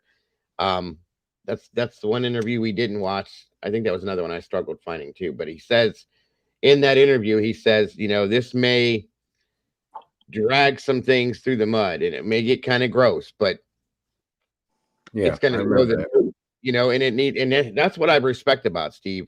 Is if it's real, guys, he's wanting everybody, the whole world, to see what really happened. He wants to see the evidence. He wants to see the truth, and he wants everybody to see it. That is a huge thing. That's important. And I think it does need to be seen that way. And I wholeheartedly agree with him on that. Yeah, and I think also it happens where the longer this goes on, they're invested in this being the person that did this to their child because that's all they've got. Yeah. And so he's still offered up questions and like he's saying here, I'd like to see, and everybody should see the case they got against this guy. Agree. Because he's accepting this guy as the person that committed the crime, yet like us, he doesn't have he's confirmed he doesn't have definitive information. I feel like, and this is just my observation, I feel like if they were to show evidence that Brian was innocent with this, that Steve would accept that and then would be furious and want to know who did this. I do feel, though, that Christy may have a problem accepting that Brian was innocent, and that's just an opinion I have. But now I think it'll probably give Steve some closure to allow him to start to mourn the right way. If they can bring all the evidence and prove Brian's guilty, and in his mind, maybe that'll say, okay, it's time that we can start to actually mourn this the way that they should have been able to, and move on a little bit. You know what I'm saying? Because there's never going to be full closure on this for anybody that goes through this ever. And look at they're gagging this case based on what we can observe to be FBI. And all the FBI stuff, as much as it needs to be known about that, is known. So set that aside and keep that gagged. But let's see this other stuff that you have that leads us to understand Kohberger did this. I agree. What's the problem with that? The electronic whatever you've derived from all of this investigative, right? Here's the thing. That should be available to the public so that we have a better understanding of their conclusion. If the state is 1,000,000%, they seem to be absolutely positive that Brian Kohberger did this, what's the harm? Honestly, what is the harm? It's not going to hurt anything if it's true. Well, that's what we're saying, right? The truth isn't going to impact the jury. Right. I mean, this is stuff you're bringing into court, like they're doing with Giglio and they're doing with the other cases around the country. And they tell you they've got samples from 4 different locations with blah blah blah blah blah, and they just they track their cell phone to here and they show you a video and they show you all of these pieces of information that lead you to believe this guy's the doer, right? Yeah. And in this case, they're doing none of that. It's like, where is your evidence to show us this guy's the doer without violating? I mean, even let's say there was a witness that made a statement that you're relying on, you don't have to identify that witness. No, you can just state what they've stated without identifying them. That's not a problem. It's been done before. So that's the biggest problem with this. The shenanigans and the behind the scene and everything is hidden. And even they should even come out and contradict things that were put out. If things are put out that are not representative of their case or of their facts, they should come out and say that Linda Lane footage has got nothing to do with it. If it doesn't, Yeah. it should not be allowed to circulate in the public like that. They're not doing anybody a favor. I agree, Right? and that's something I've said before. Anything that is not relevant and is not valid, they should erase that from everybody's minds right now. They should have done that a long time ago instead of letting it float around like they do. You know, I know that might be a pain in the ass, and they have to have multiple press conferences, but just let it build it all. It's all built up now. Go have a conference and say this is wrong, that's wrong, this is not true, that's not true, and eliminate that right now. I agree.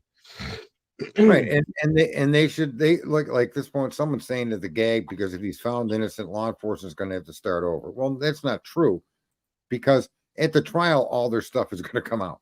Right? What are they going to do? So the fact that stuff, if they've got solid factual data they're going to use at trial, you can't change that by showing it to the public. It doesn't change anything other than give confidence to people that you're on the right track, and their unwillingness to do that is befuddling, and I suspect it's all because they used an IGG tip to arrest, not to investigate. And I think that's what they're trying to do, is protect the FBI from letting the public know that the FBI is doing this stuff unbeknownst to everybody. Right? That is the only thing I can think of that would make this make sense as far as not putting certain things out. I agree. Right. And why are you protecting the FBI over the people's right to know? That doesn't make any sense. It's unjust. Right. It isn't constitutional in my mind. The judicial system should have full transparency in any situation in that sense. Show us as we the people. Yeah, you can trust us. Yes, we support you. Yes, we will do the right thing. I'm just saying. Yeah. You know, I don't know, you guys. Facts are facts, and it's just tragic that this case is being treated like it's you're trying to protect the codes for the nuclear launch button, right? I mean, that's not what this is about. It's got nothing to do with national security on a grand scale, and your case is solid against this guy. There should be no reason to gag anything. That's my point. That's what I'm saying, guys. Yeah. If Brian Koberger did this, okay, I'm good with that. Open it up and show everybody how you know that. Let us know why you believe that. And everybody will back off and shut their mouths. That's the end of the story. I mean, most everybody. There's always going to be those stragglers. But I'm just saying, if you have this solid, if you have this locked down, what's the harm? Where would the harm come in this? I don't see it. And that's what makes us all look at this and go, I don't believe they have anything. And that's why we all look at this and say that, because I don't understand, like you just said, Sarge. I don't understand what there is to hold back on this, to hide, or to keep from the public. For what harm is that going to do, unless there is something that could be harmful, and then that's the problem. And yet they didn't push back when Ann Taylor made those statements, or that other guy Jay, when he made the statements about no DNA, and he made the statements about no electronic connection, right? The other problem is that if you're going to gag it, everything should be gagged. We shouldn't have that information, because that only makes it worse. That's a private secret information, right? Because now they made a statement that's just stunning. Shocking that statement in and of itself is like, what? How could this be? I'm just saying they shouldn't have let Ann Taylor make that statement. Well, I mean, why? And that's something that is when she said all that. Why did the prosecution not say something in return to that? Why didn't they come back with something? Why did the judge let it? The motion is filed with the court before the court has a hearing on the motion. Well, that's true too, right? I mean, the prosecution would have been just as guilty if they had responded, right? Because now they're playing into the trap that violates the gag order. Yeah, I get that, I guess. Yeah, maybe. It just seems like the judge would have intervened when that motion was filed. The clerk would have notified them. They're given specifics, and it's and it's specifics to DNA. So that's the big issue. I know it's not the genealogical work, but still, it's an issue with DNA in this case. They're claiming there's no victim DNA tying him to the crime. So have a good night, Gray. It's a hell of a thing to say. Very much so. Have a good night, Gray. Sleep well. Thank you for joining us tonight. I appreciate you. Well, that's true too. There's no gag on the court documents, and the court documents though are so. How can I mean, they don't tell us anything of any importance other than the legal side of what everything's going on. It doesn't put anything in there that shows anything that can give us any kind of an option as to believe anything. Okay. I don't know. I think I overworded that, but I'm just saying that's how I see it. I think that is probably going to be it for tonight, guys. Unless there's anybody in here, chat, anything else, any more comments, Clue, Cletus, anybody else? I can't believe how quiet Clue has been. That's just not normal. I mean, I'm not convinced he did it. So I I'm not feel like either. there's a reason they hide. There's something. There's got to be something. Got to be something. That's all I'm saying. Another part of this that just baffles me is the quietness of the people in that town. Mm-hmm. You know, there's another thing too that I'm pretty sure has to work this way. If I'm going to take you to trial, and if you look down at your keyboard, right, and there's 26 letters, and there's all these other different items on the keyboard. Mm-hmm. If I'm going to go to trial, the evidence that I'm going to use against your client may be keys F1 to F7, and then maybe keys number 1 to number 9. And I have to specifically tell you that. You follow me? So you can have a gazillion terabytes of information, but you're only going to use 500 megabytes of it. The other information is not going to be entered into a trial. You have to give it because it's collected against this case. You follow me? Mm-hmm. But if you're only going to use 100 items out of 2.5 million items, the defense needs to be told that. The defense is supposed to look through 2.5 million items to discover what you're going to use against their client. It doesn't work like that, right? Yeah. So that's why I find a hard time with this discovery being delayed. I don't care if there's 51 terabytes of data. There are pertinent accusations, there are pertinent evidence connecting those accusations must be discovered to the defense. And it can't be discovered in a haystack. Go look for the needle, Ann. And yet they're still struggling to even produce their case to the defense, because just remember, that's what discovery is. It's the prosecution giving their case to the defendant. Doesn't matter. I'm telling you, it doesn't matter how many terabytes are involved.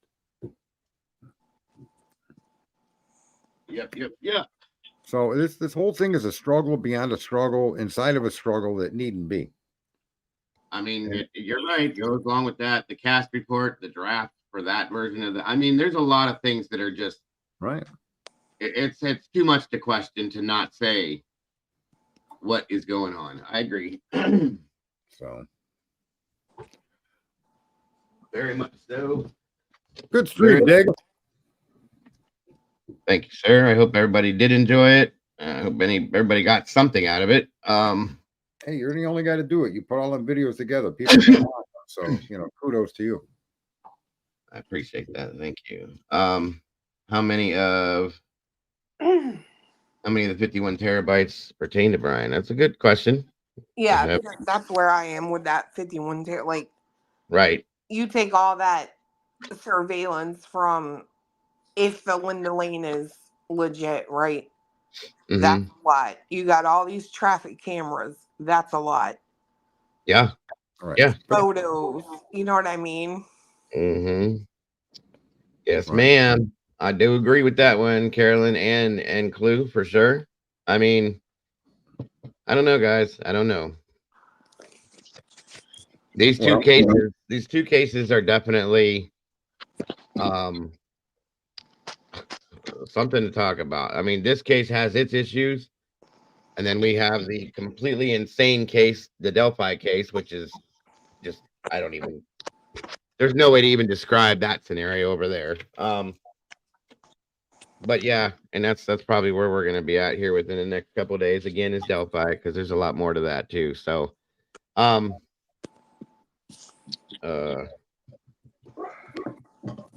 okie doke, okie doke, okie doke. All right, guys. Well, once again, I want to thank everybody, Clue and Cletus, of course, and Sarge for joining me up here and you're giving me your input with this.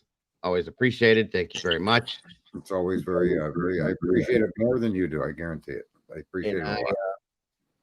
We'll see you very soon, Cletus. I hope you feel better, bro. For sure.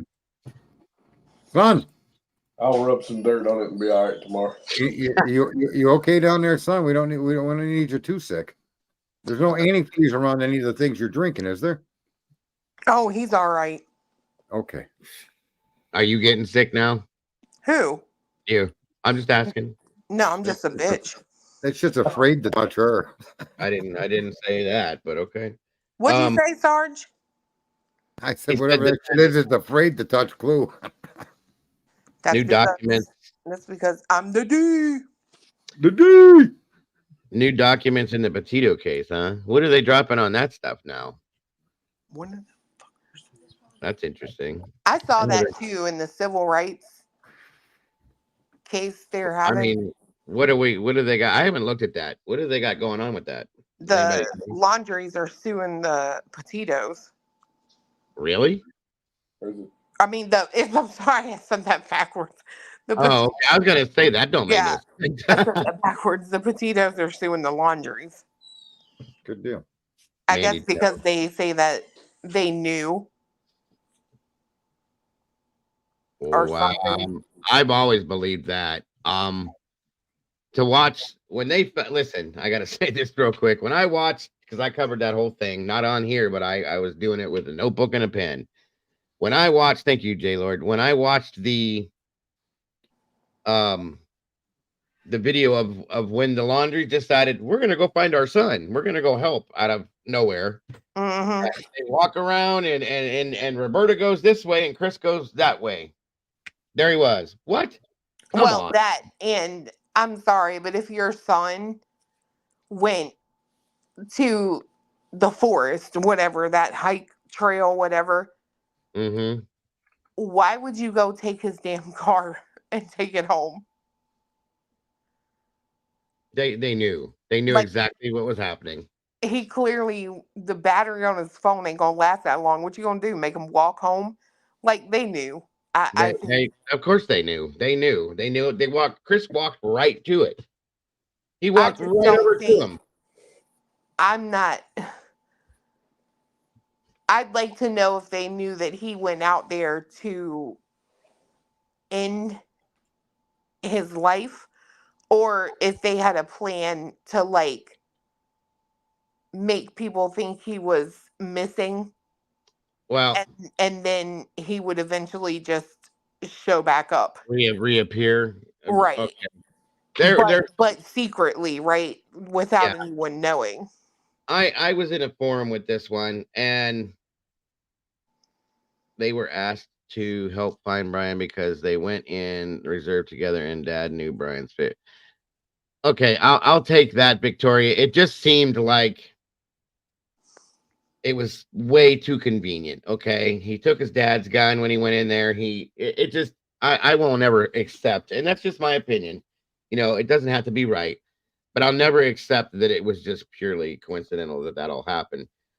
I was in a forum on this quite a while back, and there was there's crazy theories that go along with every case. That's just what it is. It's part of what this is. And I did see this on I can't remember where I saw it, but that one of the laundry relatives is a dentist, right? And this theory is kind of out there, guys, but I thought about it after I saw this for a minute, and I was like, wow. I mean, that would be elaborate, but I don't think it's out there. Because they said they confirmed him through dental records, right? Yeah, guys, we can pull our teeth with no problem. Okay. You pull 8, 10 teeth, you throw them in a pile. You gather some other bones, you blah blah blah blah blah, and I've seen there's been stories I've read of people doing this stuff, and that he's somewhere else, and there's his remains. He's gone. That's it. You know what I mean? And to me, it is a little outlandish. Yeah, I don't even know this case at all. But you don't know what people will go to the lengths of doing. Who knows? I don't know. We don't know. Well, I'd have to know like what all they found, because at one point, like I heard like the skull. A jawbone. That's it. A piece of the skull, not the whole skull. A piece of. Okay. It was a piece of the skull, a piece of jawbone, a handful of teeth. I think that's it. That was it. There was nothing else. Okay. So I do believe you can identify a body with a jawbone. So that would have to be his. You can't really like take that out and function unless you're walking around with a face like that. You know what I mean? But that's why I said the theory's kind of out there for me. But some people will go to great lengths to hide in some senses, and if you have people helping you, if you have family, if you have this, anything's possible. But the fact that where he was found, that was all flooded out for a long period of time. There's gators all through there. And if he did what he did, he probably didn't last very long after that either. Okay, as far as his body. So I'm very saddened by what happened, because I think that Gabby, deserves way more than that. He took the pathetic, weak loser way out. And I know he's deceased, but I don't care at this point for what he did. She definitely lost out in that situation, and he deserves to have had to sit behind bars and think about what he did for the rest of his life, and he bailed on that because he's weak. So I'm very unhappy with that situation. Very, very unhappy. That poor girl. She could have had such an amazing life. She was a very, very, I think, very outgoing, beautiful girl, and could have lived a wonderful life until this loser came into her life, and here's where we are with it. It's just, I don't know. Hold on, what? Definitely. Hold on. The weird part is that the gun he supposedly used, was found in a plastic bag tied shut. I heard that too, which doesn't make any sense, because how? How? How do you shoot yourself and then put it? Come on. Like, I mean, was he shot? Did he shoot through the bag? what's the point in that? Was he saving the gun for his dad? I mean, if it was his gun. But if there's a hole in the bag, the water's going to get in the bag, and I've heard that, but I've never followed it because it just didn't make sense to me. Women also take the lives of their abusers too, and I know, absolutely, Victoria. I wish she would have. I wish she would have had the option to. She deserves way more than what she got. She really does. Really did. Really does. He's a coward. He's a pathetic coward. Is all he was. And his parents, if they were any kind of people, would have said, "You're wrong, kid. You're wrong, son, and you need to deal with the consequences." End of story. And not allowed for him to do what he did. They would have turned him in. End of story. But they didn't. Sorry. But that's what if it was my child, that's exactly what I would have done. I think they just knew he was probably, I think they and he knew he was probably too soft for prison. Absolutely. He's weak. He couldn't have made it through prison. I agree. He deserves that, though. He deserves every bit of having to deal with that. And he escaped that, right? By taking his own life. 100%. He took the easy, cowardly way out. Right. Well, it is what it is. I mean, it's sometimes justice, I mean, we look for justice and truth, and you get it where you can get it, right? And how you can get it. It's not always, nothing's promised us. So that's true. The case is only ongoing because there's a civil suit again from Gabby's parents to Brian's parents, saying that they knew where she was when she was missing and they didn't tell them. Right. And I agree with Firefly. He took even his confession letter, the notebook, all that. he was even a coward with that. He couldn't even tell the whole truth in that. It's pathetic. Completely pathetic. He didn't deserve the time that he spent, that she wasted with him. Not even a minute of it. Didn't deserve a minute of the time she wasted with him. And Chris should be ashamed of himself for raising a son to be that way. Both of them should be, in my opinion. They make me sick. I don't even like talking about this case. It makes me so sick. Right. All right, I'm going to step the heck out of here. I think they were just a really, really bad match together, in my opinion. Oh, I agree. I absolutely agree. I wish she could have gotten away from it. I really do. Well, I mean, like somebody just said, right? She had the opportunity to contact and leave him. They gave her the van. She had the money. He was put in a hotel room and she went and got him. You know what I mean? I understand that. And love is crazy and people do things they shouldn't, but it bugs me. It really does. You said Dago who had a perfect getaway. I never said that, hon. No, I think that's what she's saying because that's the one that made that comment about she could have left him. Oh, I mean, yeah, but like your heart it's hard. I get it. I've seen that happen a lot, guys. Even in abusive relationships, there's codependency, there's domination. He seemed very domineering, domineering in my opinion, and she presented fear from what I could see from her, and that's not good. He overtook her at that point and had control of her. So in turn, she was probably afraid to leave him of what he would do or that he would come after her, and it would never end. So that's why she just stayed, in my opinion, and tried to keep him happy. It's horrible. Codependency is a real thing. It's a real bad thing too. So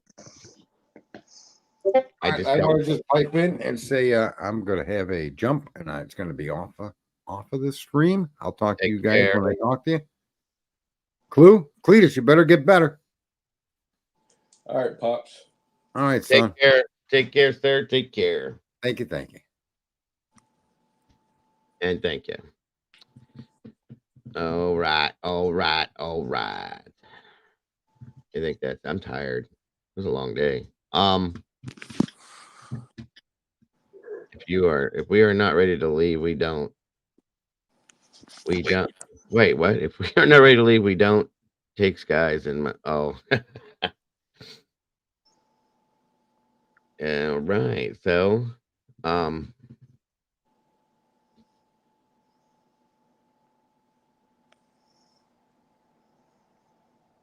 check up and catch up with Shat.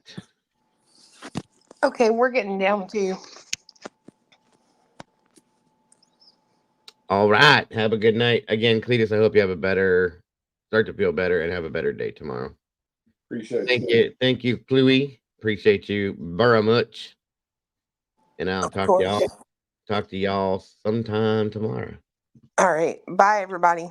Bye. Have a good night, Jesse. Get some sleep. Good night, Heather. Everybody's leaving me now. Robert, well, I guess I'll leave too then. Thank you all so much again for tuning in all day long for this. I do appreciate y'all so very much. You guys, don't forget to love yourselves, love each other, and don't change a thing about yourselves because you are the beautiful people. I will see you tomorrow for sure. I hope y'all have a great, great night. And God bless, folks. I'll see you soon. Bye-bye.